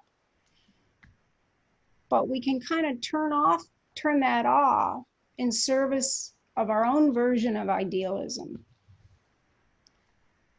I have a question. Yeah. So with the sexual 8, I don't know if this is just me, but I found that in my relationships, for the first month, it's how much can I challenge this person and just be myself until they're just this guy's actually a prick and I don't like him? Or they're okay, I accept that you're not just like that. I don't know if that's a sexual 8 domain within relationships, because I'll just start debates and start arguing and but I'm thinking it's fun, and I'm like trying to build a chemistry with the person, and they're just like, how is our relationship going well if we just always argue? I'm like, it's great. That means it's real. It's moving. They're like, you're delusional. I'm like, well, maybe I am, but I don't know if that's just a sexual 8 thing in regards to relationships, or if it's just. Yeah, and Is that 8-4? Yeah. Yeah, it's 8-4, and it's amplified by ENTJ. Yeah. Spencer, you want to address that?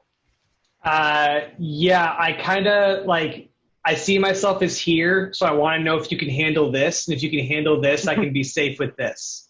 Right. It is kind of what I think I'm picking up on what you're saying, because I'm actually more relaxed than I present at first. I'm lighter than I present at first, but there's definitely a that I present at first.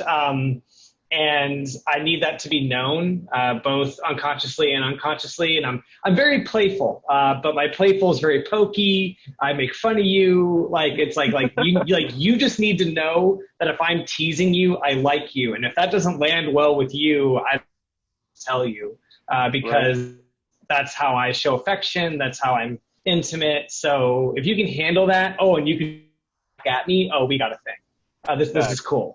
Okay, cool. Now there's like respect. Now we've got like a thing going, and that's cool. So yeah, so I think it's like I do this, and if you can handle this, then I can actually relax here. And it's that relaxation that like I can actually like let go. Acceptance. That's what which the whole type is looking for acceptance. We're just pushing you to see if it's real. Yeah. And if it's real, we can show up more as to who we really are. And actually, I can say something. 8s don't use the word vulnerable unless we've learned it through the Enneagram. Like, it doesn't mean something to us, but weak and pathetic means a lot to us. That's what we'll say. But in Enneagram literature, it's vulnerable. And it is true, but that's an outside look at the 8. We're just saying, could I be overpowered or manipulated by this situation or this person? And then we push back. And it's because we don't want to be weak and pathetic. But sometimes in life, that's why I asked you about organizational control, like of a school system, a teacher, or house rules. Then we have to stay in that world when we're kids. So when we're an adult, we say, I'm never doing that again. Just most 8s are self-employed, or they're in a position where they have a lot of latitude, because we're always going to have trouble with a boss that doesn't do right by us or others. I tend to get along with my boss a lot more when I'm self-employed. That's for sure. But he's got you working an awful lot. He does. But I also see what he's doing with it, so I'm okay with it. Very good. Who hasn't? Klaus, do you have anything you I feel like Klaus hasn't talked in a while. Yeah. Anything you want to say about?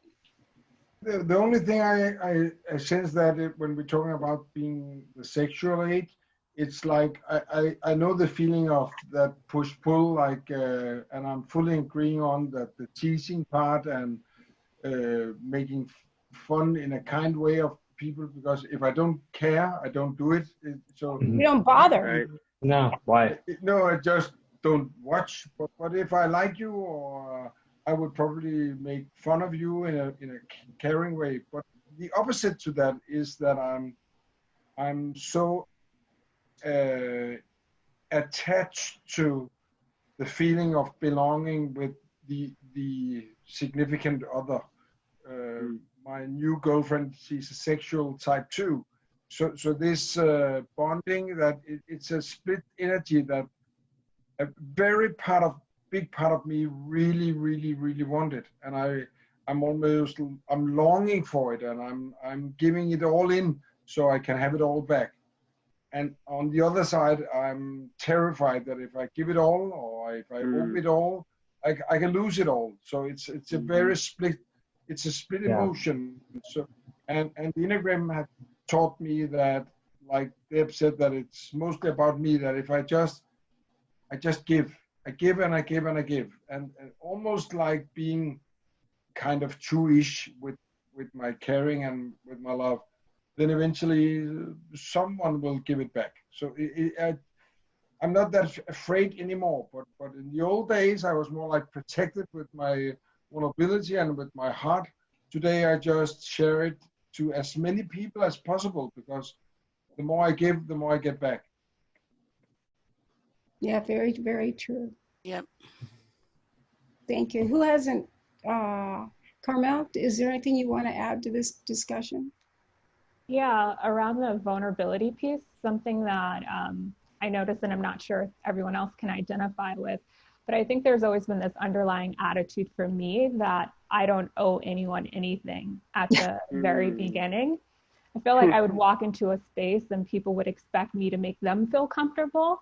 And I don't know if that's something that you all can identify with, but there's initially like this stance of, I don't owe you like warmth or comfort in the beginning.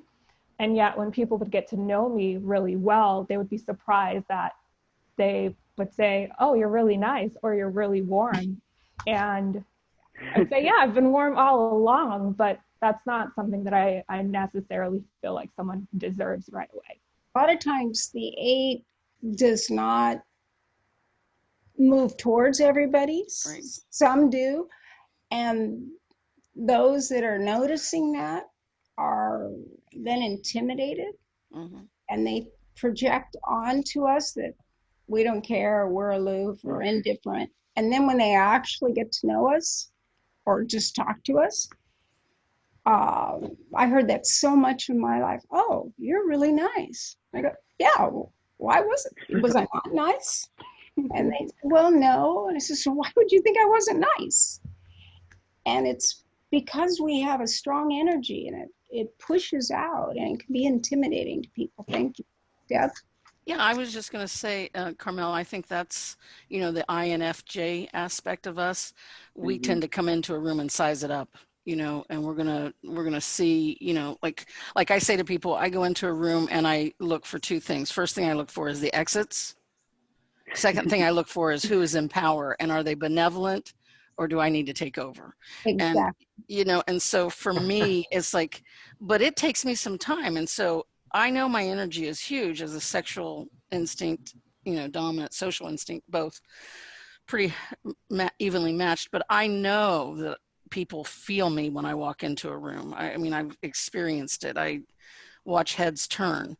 And it's not because I'm making a scene. It's because there's an energy that precedes me. It's maybe 3 or 4 feet ahead of me, but it's there. And then, I say I have really great resting bitch face.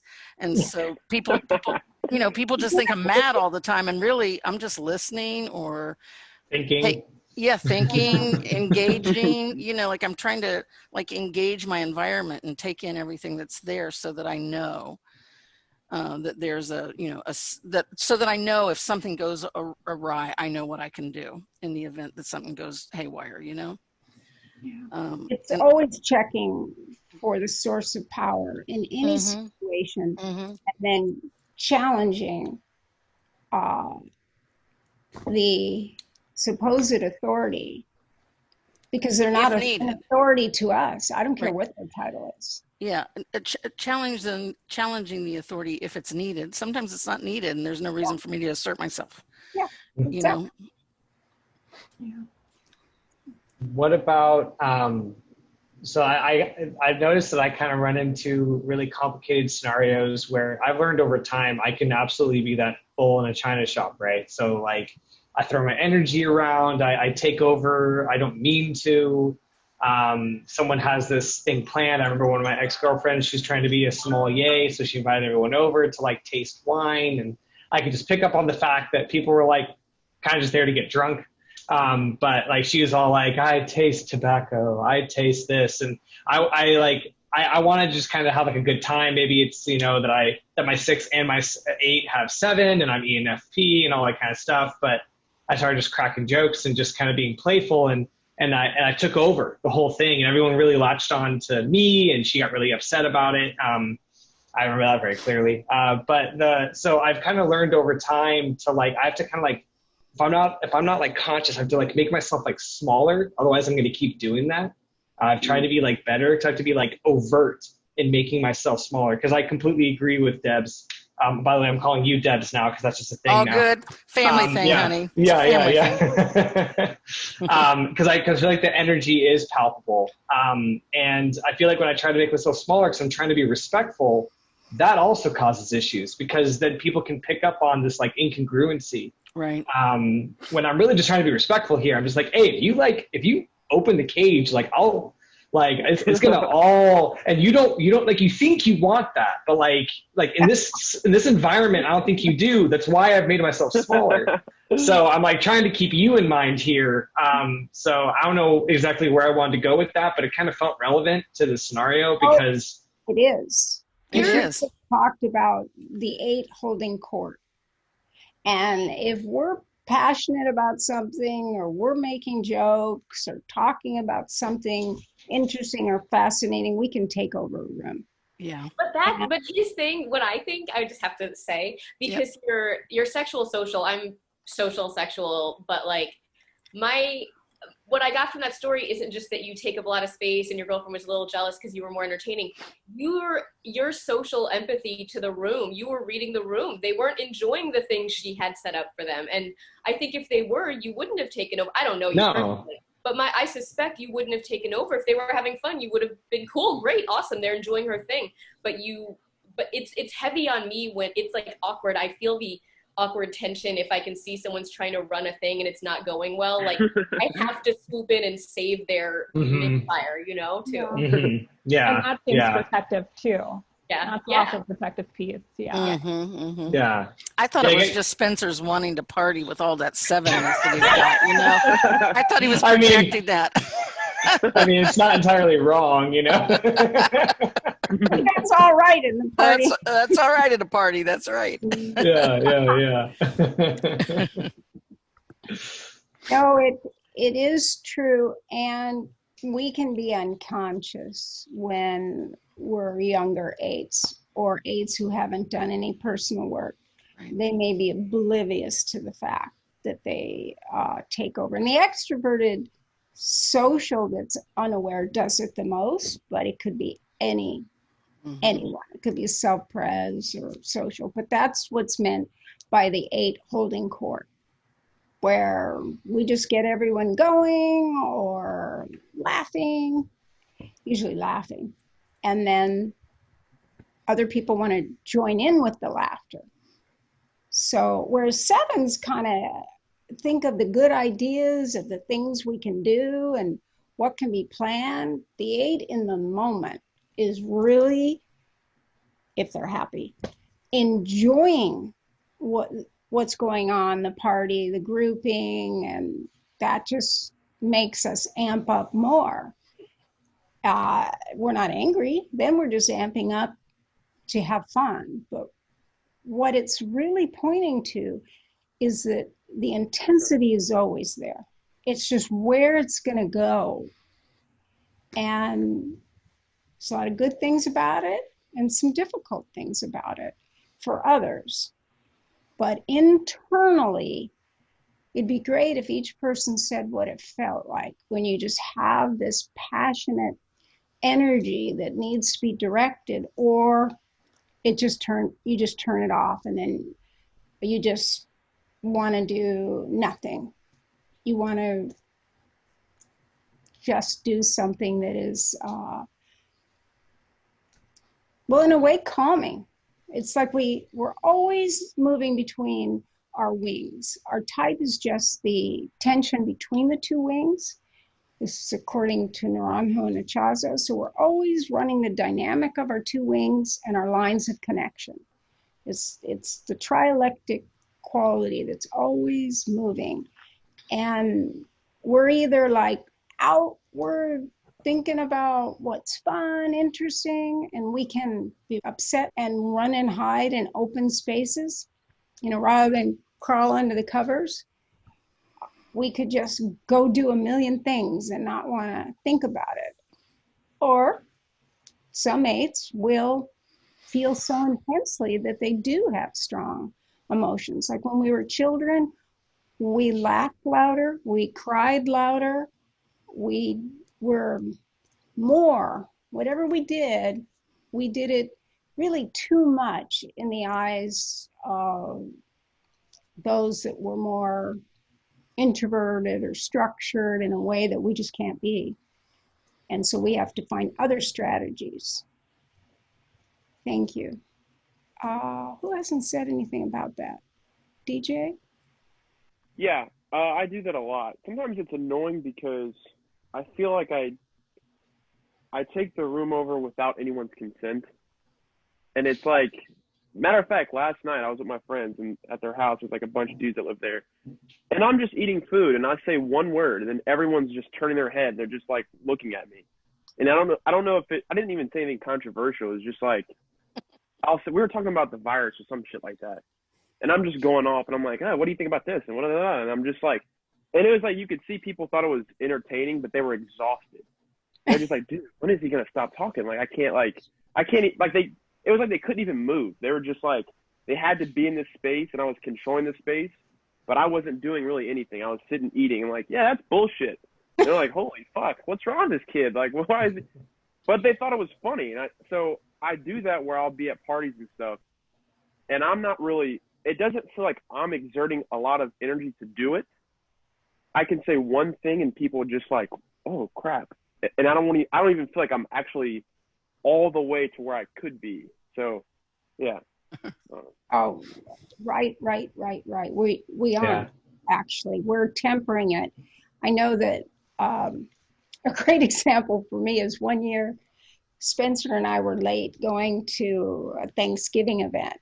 And we walked in and we were sitting down right away because we were late and we're having dinner. And that's exactly what Spencer and I started doing.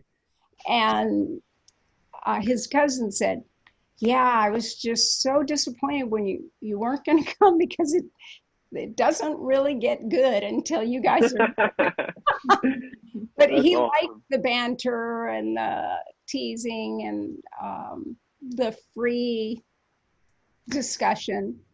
Mm-hmm. But it can be too much, yeah. There's no question, because if you call bullshit on things, or you're just like in motion, it can, other people can feel, whoa, there's no room for me. Yeah. Mm-hmm. And becoming mindful of that is important too. I also think though that many times, in those kind of situations, when we start to speak, we do speak with such authority that people listen, and then I feel like, I actually feel like I'm there to entertain. And it's not like I'm there to it's not like I want to take over. It's just like I said something like, well, that's bullshit. Or like what DJ said, and then the next thing I know, like it's like I'm E.F. Hutton, if anybody knows who that is. You guys are really young, and people are leaning in to, hear what I'm saying. And it's like, okay, I'm feeling kind of exhausted. Like you're asking me to, like entertain you guys. How about you coming forward and sharing some of your stuff? Because I do like to listen. I do, that's what I do for a living. I listen. So it's like, I really want to hear that. I also teach for a living. So that makes me automatically Yeah. But I don't think it's just that I always want to, I'm going to always do this. I like to hold the paradox of all types. And the paradox of 8 is, sometimes we can take over, and many times others want us to. Others want our authority. And I can feel okay either way, as long as I don't feel like I'm being made to do something, like dancing bear. Yeah, right. Exactly. I'm curious, like, do those of you who have more strong self-pres, like, do you resent being the entertainer more? And do those of us who are more social enjoy it? Because I love it. If I feel like the people want me to entertain, I'll dance for the crowd all night if they want. Yeah. As long as they're buying drinks, I'm okay with it. But extroversion does it even more, just more overtly. Yep. Yes, I guess I'm curious about Carmel's opinion on this, since I'm seeing her as the one self-pres 8 here. So I think there's energy for it. Like I can be social if I have to be, but I think the 5 in my Tritype makes it so that sometimes I underestimate the amount of energy that I have to be social. Mm. Yeah, being an introverted and with 5 can impact that. And it depends on how introverted you are. Like there's a big difference between someone that's just on the other side of extroversion and introversion, and then someone that is all the way extroverted. Right. Yeah. Yeah, like I not only coming into this, but throughout this meeting. In fact, I think I'm starting to fail at it now as I'm getting more and more comfortable in this meeting. But I'm having to do everything I can to like not take over. Like I recognize like there's other 8s here. That's not going to go well. And also I like being the center of attention. If I'm just being completely honest, I do very, very well with that. I remember being like, I was surprised that I was going to give a speech at a wedding, and that didn't really throw me. I was like, oh, okay, how much time do I have? And like, I don't know, this stuff just never really, but maybe it's because I'm extroverted and I have like 2 numbers that have wing of 7. Like, I don't know what the situation is, but yeah, so that's why I was really curious about the self-pres. And I also recognize you had 5, right? So I was just like, I'm really curious because, yeah, like I can almost, all of a sudden it's like, oh, it's 2 a.m. Do people want to go home? Oh, okay. Like I should pull this back, you know? So I'm always feeling like I have to be aware, you know? No, it's dramatically different. Your type and Carmel's in many ways are opposite. The only thing you're really feeling is the 8 and the N. Otherwise, you are organized in a very different way. So a lot of you know that I also discovered in my research that people with the same Tritype, regardless of the lead, actually had more in common than people of the same type with a different Tritype. Now, in this case, if we sort by 8ness, every one of us can talk about how we assert, when we assert, why we assert, that we don't want to be controlled. But then from there, we're going to express it according to our instinctual stacking and our Tritype stacking. So it can look like a different creature. Mm-hmm. That's why it's motivation, motivation, motivation, not behavior, right, that determines type. Mm-hmm. Yeah, it's the why. It's the why, not what we're doing, but why we're doing it. So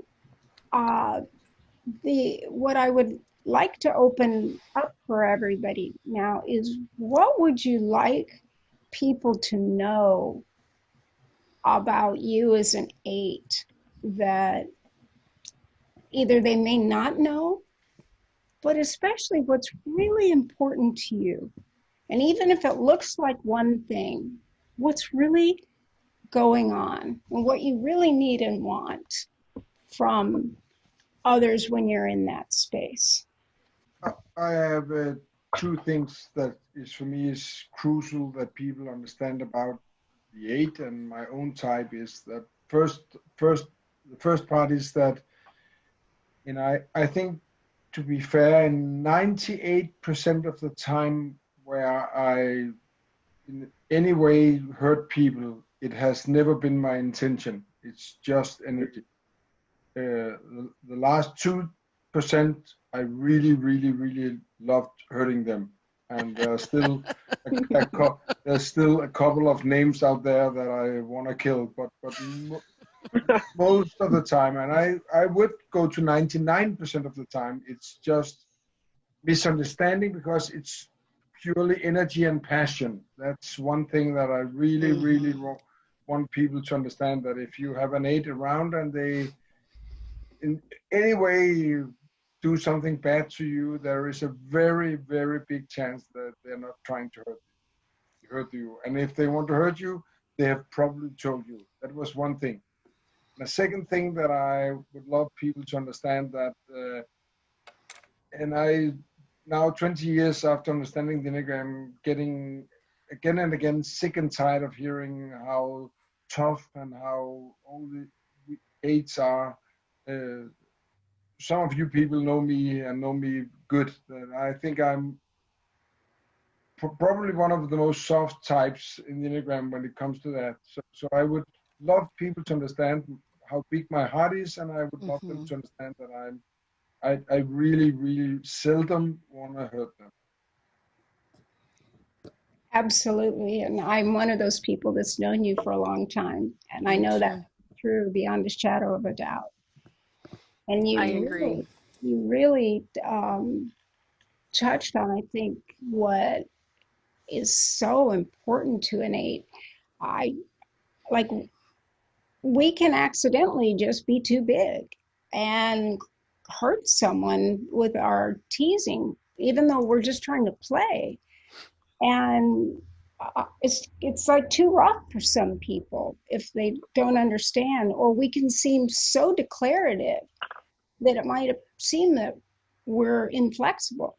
But the truth of the matter is, we get a better answer, we'll change on a dime. We're not going to stay with, a perception. We're going to have one immediately, get new information, shuffle reorganization. Okay, now this is the truth. Because truth is a slippery customer. What's true today probably wasn't true yesterday, or vice versa. But I certainly had that experience, Klaus, and that's really what I want as well. My best friend in high school was a 7, and we got along great as long as we weren't dealing with anything. And I always told her, yeah, you can tell me anything you want, anything. She said, really? Anything? I go, yeah, anything. If I piss you off, just tell me. Because she was the social 7, like Spencer's dynamic. And I go, no, just tell me. I want to know.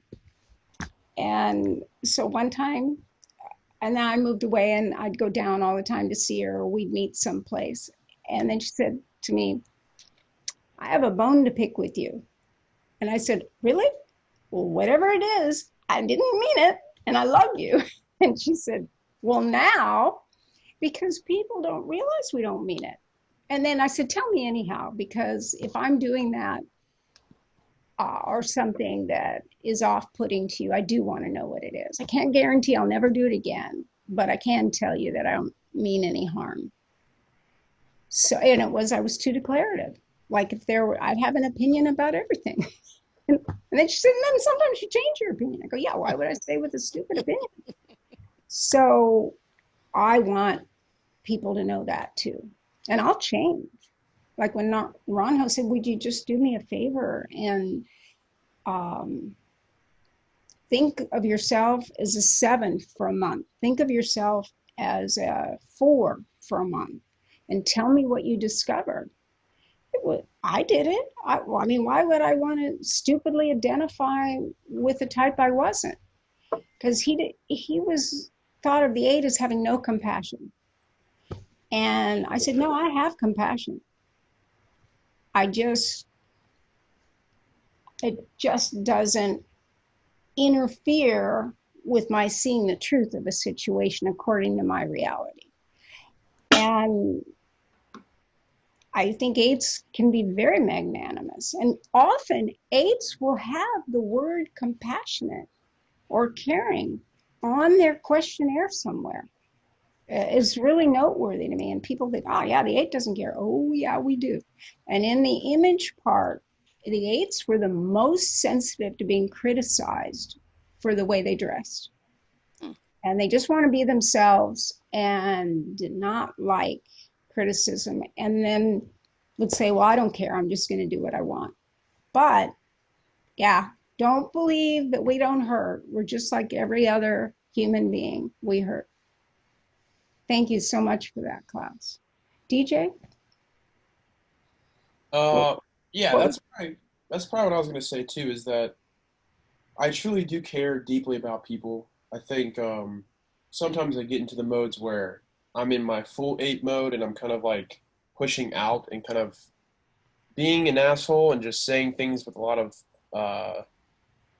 being abrasive and being blunt and challenging what people are saying, and challenging their opinions and stuff like that, to the point that it seems like it's insensitive and then I'm hurting them on purpose.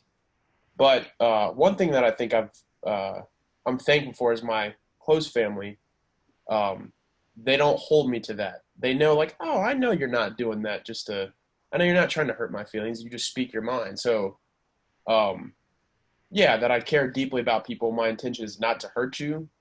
It's not to make you feel small or anything. That's because when someone says, like, when you said this, this made me feel this way, that hits me. It makes me feel like I should step on my heart. My heart feels like, damn, that's someone you would die for. Why would you make them feel that way?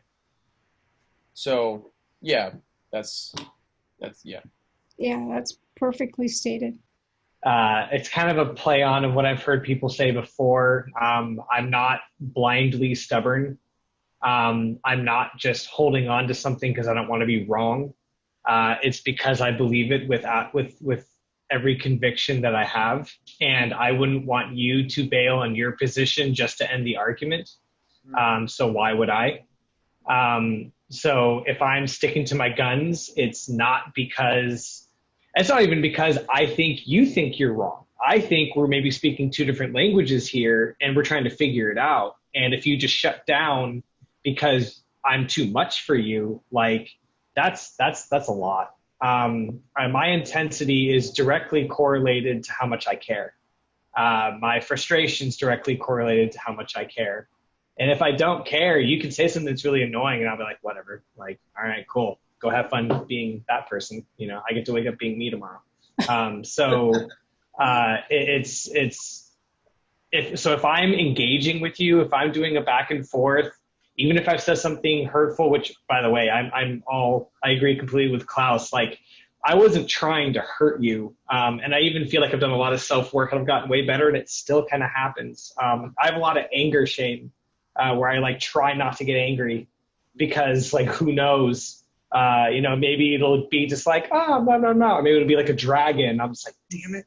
So it's like, I try, I really do. And if I have intensity, it's because you mean a lot to me. And you can, if you're fair, you can throw it at me and I'll still be here.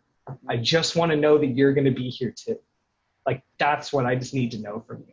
And just because I care. Like, I'm really a teddy bear. You're just seeing a grizzly because the teddy bear thing didn't work before.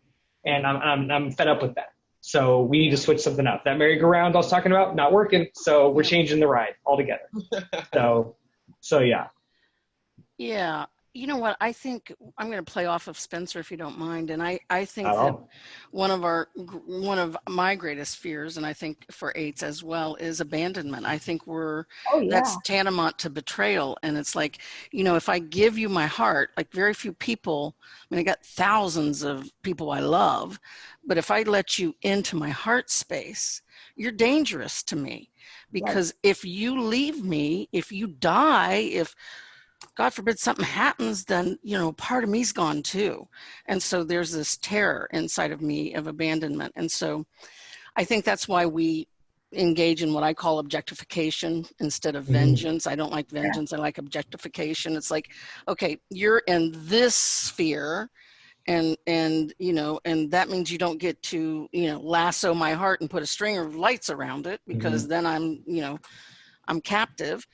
But you get to impact me and you get to influence me, and I get to do the same thing. But be careful. Once I let you in, I become very passionate, like Spencer. It's like, you mean everything to me. And, and it's more than you mean everything to me. It's the preservation of my own ego to be true. Let me just be really true about this. Yeah. It's like, if I've taken the risk to let these 3 to 5 people in, right now I've got 4, 5, 6 people in, my children, their spouses, my grandbaby, my partner. And if I've let you in, that means, I'm going to defend you, and I'm going to take care of you. I'm going to protect you. And I'm afraid you're going to hurt me, really, because I'm really vulnerable to you. Yeah. And I would really say, I would say not vulnerable, my innocence arises when I allow you into that heart space. Mm-hmm. Such a better word. Yeah. Which is why it's so devastating Yeah. if we perceive or define something as betrayal. And an 8 always draws a line in the sand. But the most important thing the 8 can learn is to make that line a little more flexible. So we don't have to go back on our word when we've drawn the line in the sand. Mm-hmm, But yeah, we are. Yep. Then you get all of me. Yep. And if you have all of me, then I'm vulnerable. I'm vulnerable. You didn't make me vulnerable. Right. Mm-hmm.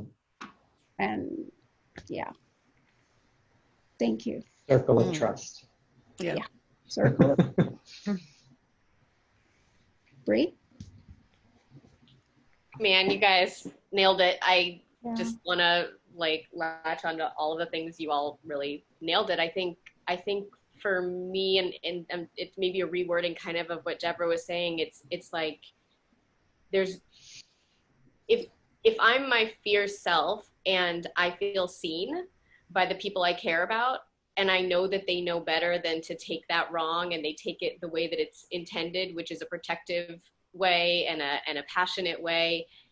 There's like nothing that feels better to me than feeling seen by people I care about. And I think that my own grappling with the concept of vulnerability, that word, I literally used to gag when I had to say it. And just the innocence thing is that the crazy truth is the more you allow yourself to be, the more like what Klaus was talking about just loving more, just love more, just put it out there, because you really actually don't have that much to lose, and what you have to gain is being more seen. And that is so valuable. It's like it's fuel. So that and everything that everyone else said. And I just wanted to specifically say to Deborah earlier, when you made mention of my having my hand up, when I had my hand up and I noticed that Katherine didn't notice, or like she was making a point I didn't want to interrupt, I had such an innate trust that at least one of you would say something, because there was something about, and somebody wants to say something, it's the right thing to acknowledge that if the person in charge didn't notice. I was like, I'm going to put my hand down and trust that at least one of these people is going to say something. And I love that you proved me right, and I just have enjoyed every moment of this. So, yeah. Take care of each other. We notice when that happens. Yeah. And I want to say one last thing about the social 8. For many years, I did study groups. And when I had the 8 study groups, the social 8s would end up realizing that they felt like they needed to put themselves in a trash compactor. It's like what Spencer was talking about, only they really, especially the female 8s, consciously had to do that. But they felt like a jack-in-the-box, that the more they were pushing their energy down, eventually it was going to come up and surprise people, but also piss people off. And what I realized is that they were the social 8, of course, but that they had 6 in the Tritype. So a lot of times 8s with 6 that are, if social's one of the top 2 instincts, there is this feeling, once you recognize it, that you've got to clamp down on who you are. You don't want to, but people want that from you. And it's very distressing because you just want to be yourself. All 8s just want to be themselves. Like, to love an 8 is to just accept them the way they are and realize that they're not malicious. Like, if an 8's after you, you know it. There's nothing ambiguous. There's, everything else is just misunderstanding, truly. I think as a self-pres 8, one of the things that stand out, I may not always kind of show this, but there is a pain when I feel misunderstood by someone who's really close to me. Mm-hmm. And I think that it's important that, especially in close relationships, that our strength isn't taken for granted. I know that's a big piece that comes up for me, that even though I'm strong, I want people who are especially close to me to also get a sense that I want care as well, and I want them to be as thoughtful as they would be with anyone else. And not Great just way rely to on my say it. strength. Nice. Great way to say it. Because we are just softies inside. You know, we may have this big energy, but inside that big energy is a tender heart, big heart. And maybe it's too big and it bumps into people at times, but that's what's under there. And you mentioned something really key to 8, and it's a fear of misrepresentation. That's how we experience being misunderstood. Like the 8 could be mild-mannered and never mild-mannered, but more understated. But if someone says something untrue about us or misrepresents us in some way, we just really can't tolerate that. So understand the tender-hearted part of us. We may be tough-minded, but we're tender-hearted. And realize that we need care in your heart more than anything. Maybe it's getting water or something, but we're not twos, but we want you to demonstrate your care. Absolutely. Is there anything that was unsaid that you guys want to say? Okay, then I know some of you have to go.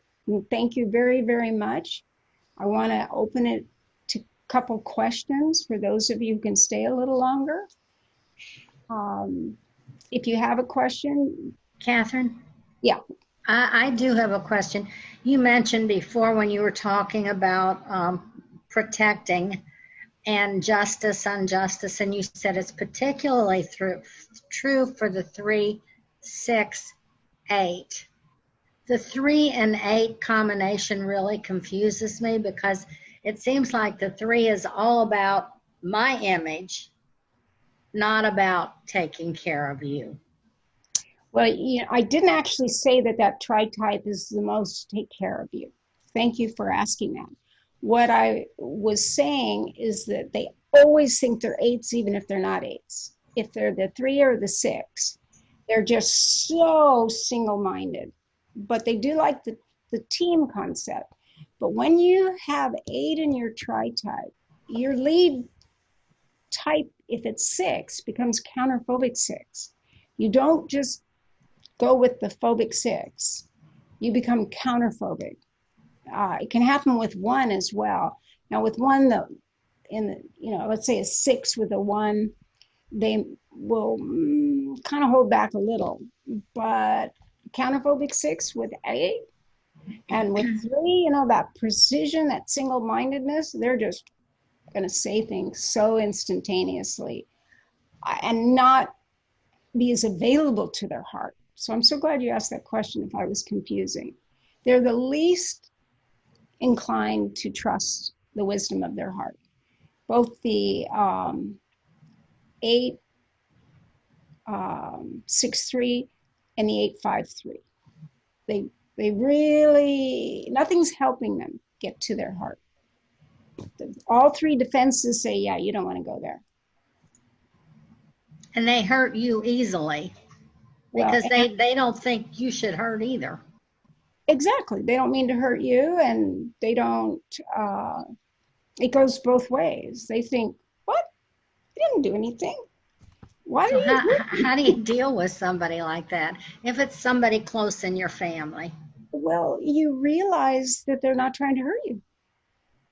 So it just has to be, it's on the person. Just like I have to accept other types, like passive aggressive types make me crazy. But once I realize, oh, that's their defense strategy, they don't mean anything by it. They're just trying to survive like I am. They couch things, which like what do you want from me? It's like if someone starts to couch how they're going to tell me something, especially when I was younger, I just interrupt, see, what do you want to say? Just say it. But it's on both of us, you see. It's on you realizing the person doesn't want to hurt you, because why torture yourself? And ideally, that person the 853, if they're not aware, ideally they become more aware. Do you want to say something, Carmen? Yeah, I think that rings true. I think there's been more mindfulness and bringing my emotions in, because my emotions are usually the bottom. And I think that's a protective piece too, because I know as an 8, I don't even want my emotions to have control over me. So that's been like an ongoing process, like throughout the years, of really making space for my emotions and knowing that there's room without it overwhelming me or overtaking me. Yeah, we're just not drawn that way, Judy. And it's not very good to be in a relationship with somebody like that if you're very sensitive yourself, right? Well, I would say whatever put you in a relationship to begin with is, you know, chemistry and a lot of other things. But yeah, if you can't shift your sensitivity to realize, whoa, they didn't mean that, and encourage the 8 to meet you halfway, yeah, it's very painful. Very, very painful. With any type, by the way, and what we're talking about is awareness. See, every type is delightful, and every type is very difficult. It depends on the dynamic of the types and the tritypes, but more importantly, it depends on how emotionally mature their emotional intelligence, their ability to not just put themselves in someone else's shoes. I've done many, many years of study on empathy, and one of the biggest mistakes we're making now is to define empathy as someone always caring and compassionate. No, empathy means you can put yourself in someone else's shoes, but you may not like the way that feels. So you want to get out of there and not be in that situation. So the people that can put themselves in your shoes and they've learned how to, in an auditory way, say, oh, gee, that's too bad.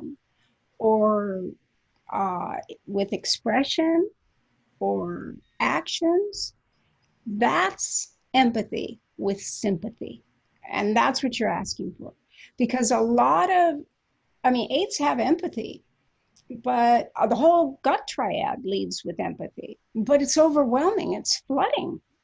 So we want to get out of there. So we have to learn that it's safe to be in the empathy. We're not going to drown.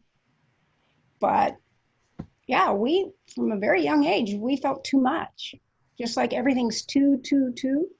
And then we want control over our emotions, just the way Carmel described. And I just wanted to say one quick thing. I know we're speaking about a very specific type of 8. We're talking about an 8-3 combo, and I can't remember if a 5 was in there as well. It's either 5 or 6. Okay. Yeah. So I just want to say this before I hopped off. With any kind of type, you just want to remember the motivation and where the numbers overlap. The 8 and 3 are going to have this overlap of the idealized self. So if there's some sort of perceived attack, like the 3's trying to work hard, they're trying to get places, they're efficient. If you've got a 5 in there, they're systematic, they're trying to recognize patterns that make sense. And if you've got an 8 and there's some sort of pattern that hasn't worked in the past, the 5 is going to distrust the pattern because it's like, no, the system hasn't worked in the past. I don't feel safe. The 3's like, we're doing the same thing over again. Like, what are we doing here? We're talking too long. Like what's going on? And the 8 is going to get very protective. So it's like slowing it down, because the 8 is going to feel it very much in their body. They're going to tense up. They're going to lock up. They're going to overheat. So it's like just kind of bringing it to like, hey, we're here right now. We're in this present moment, right? Okay, so I recognize this system hasn't worked before. Kind of try to like meet. It's like when someone's really emotional, you want to meet emotions with emotions. But if they're very logical and they're up in their brain, you want to meet brain with brain. And I'm looking at your Tritype, and I know positivity is really important, and right and wrong is going to be very important. It depends on whether or not that 2 or 4 plays a part, but there's definitely going to be that what you give and feel validated for in return is going to have that in common with the 2 and 4.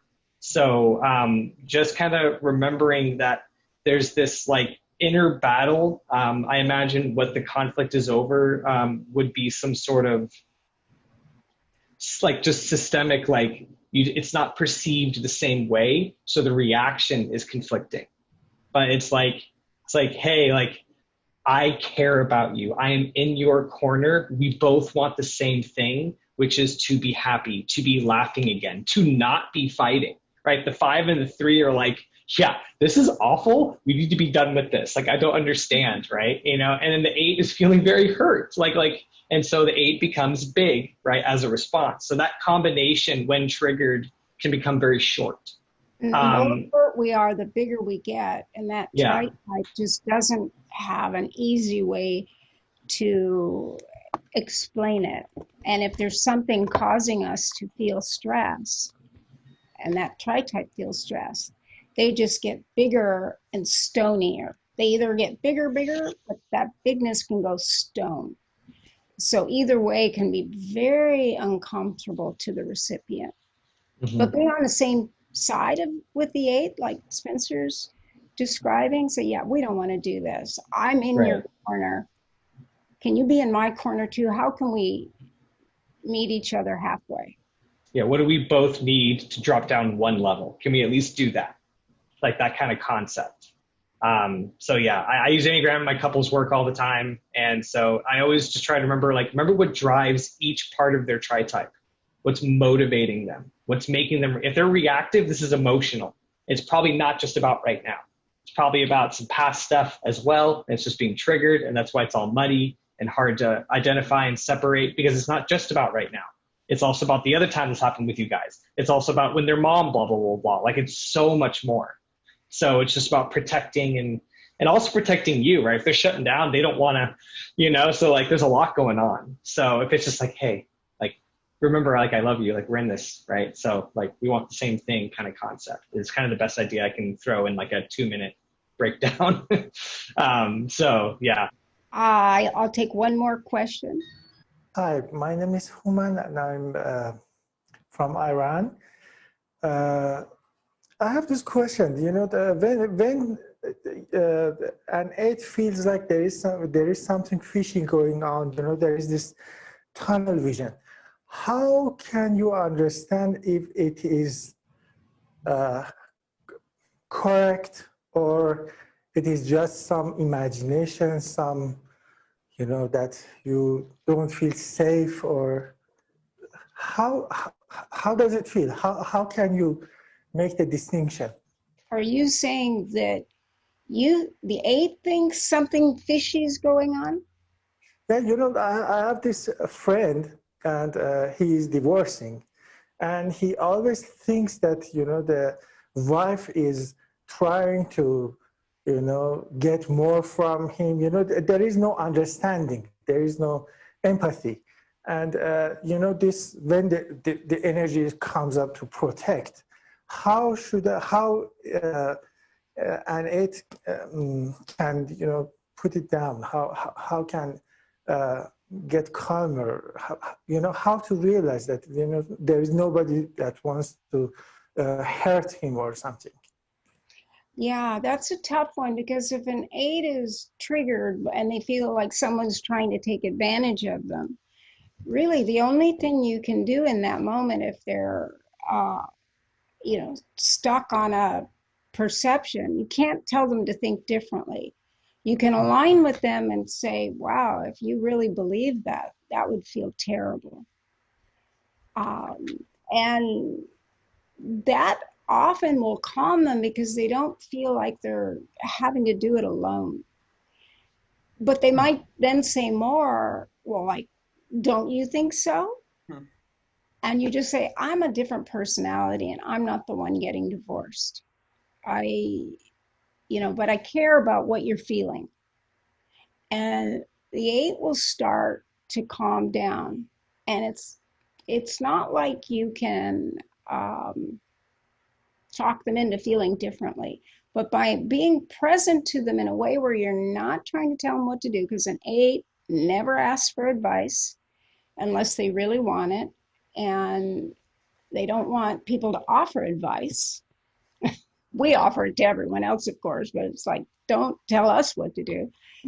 But it's just, he's feeling really vulnerable if he thinks he's being taken advantage of. It is like the core fear of 8. So, and something like divorce can bring out the very young parts of us and our core fear. And do you think he has 6 in the Tritype or not? Maybe, yes. Yeah, maybe. I'm not so familiar with this Trityping actually, but yeah. There's just more, there's more fear that someone's trying to take advantage of you or get you. Now, I mean, all 8s feel that way, but if there's 6, there's just a little more checking. Yeah, there is this, that it's like he's trying to see through you. You can see in his eyes that it's like that. Oh, yeah. Do. Yeah, sincerity. I wonder if I can mention something, Please, Katherine. please, I was just going to ask you guys. I've had clients who have been 8s who have gone through divorces.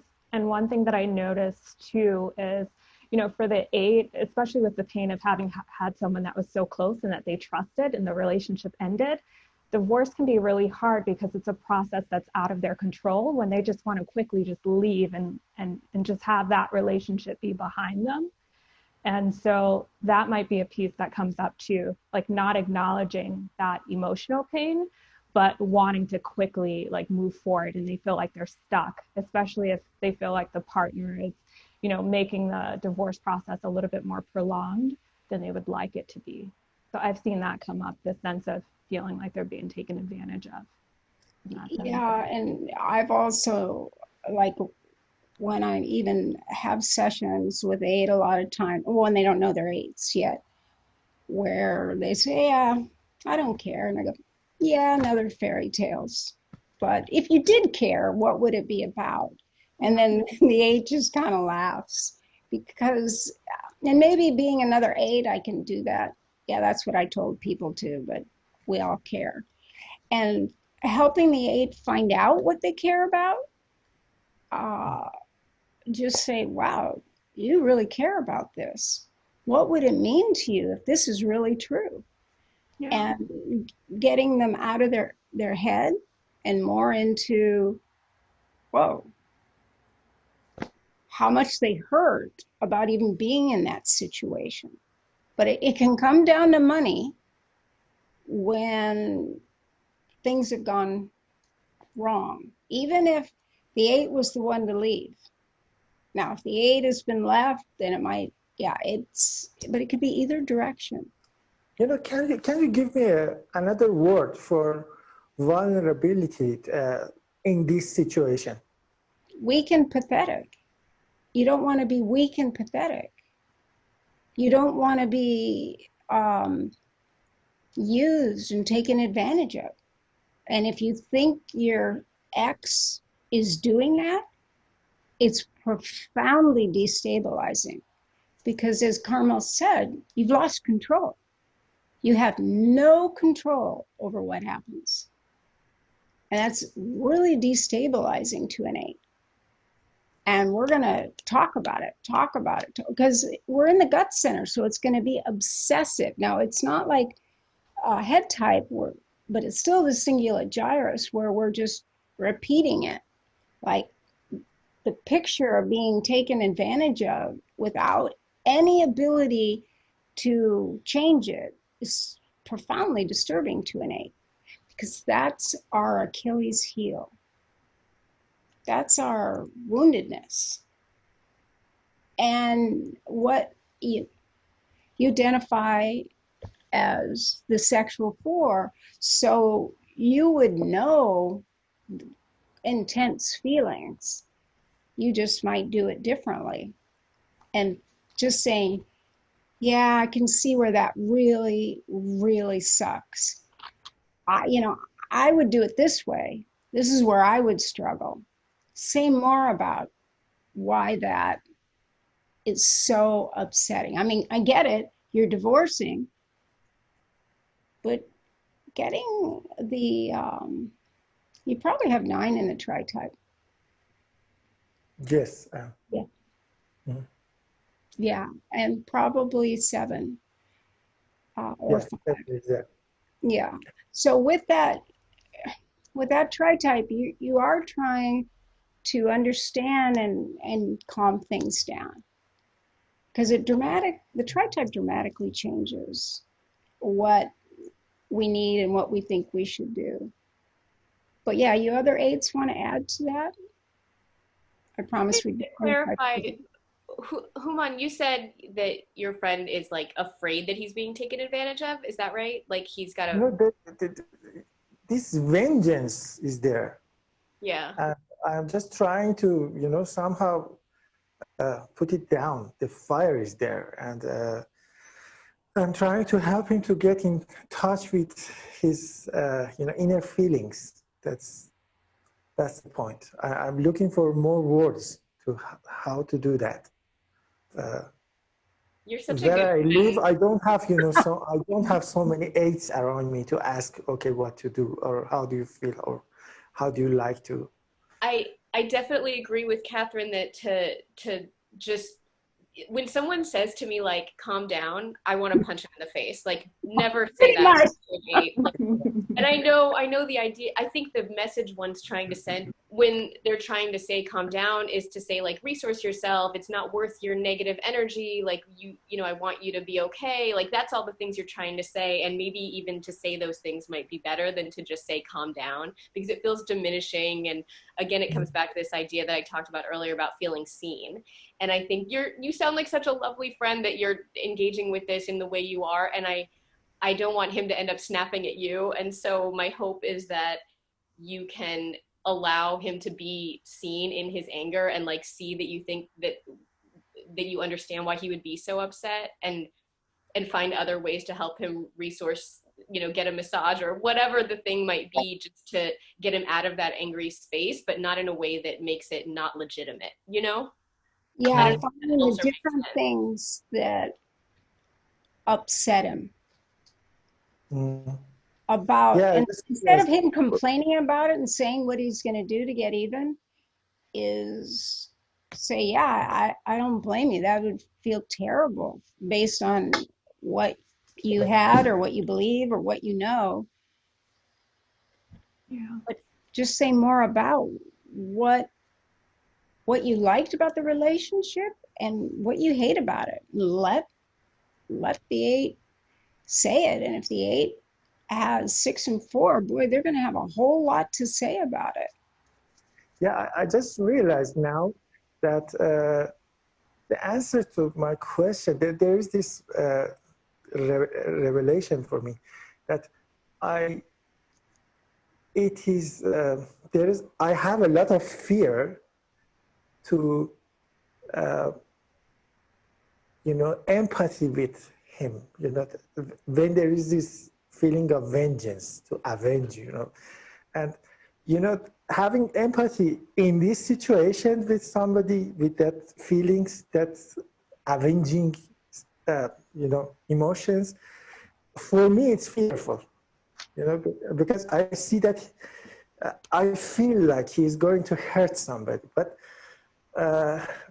it seems, now I understand from what you said that it's not like that. I mean, an 8 needs the not empathy for the most too. part.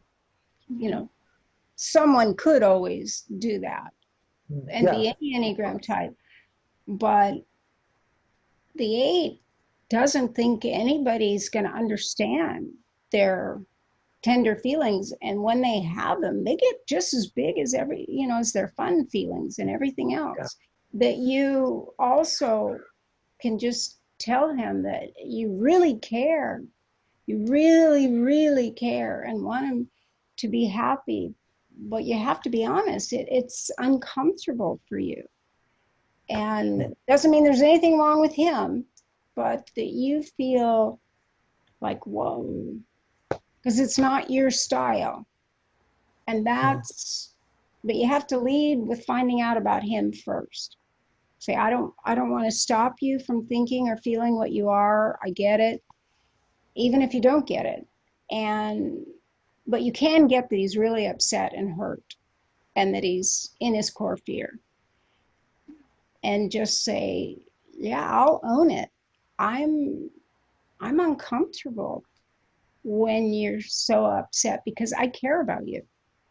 And I can feel your energy. And I want to give you the best of me, whatever that is.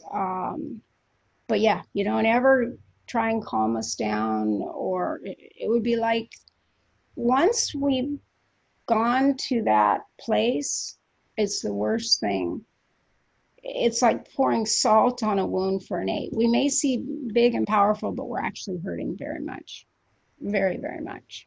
So if someone doesn't understand or tells us not to feel that way, you're just going to be one more person that's betrayed us or betrayed him in this case.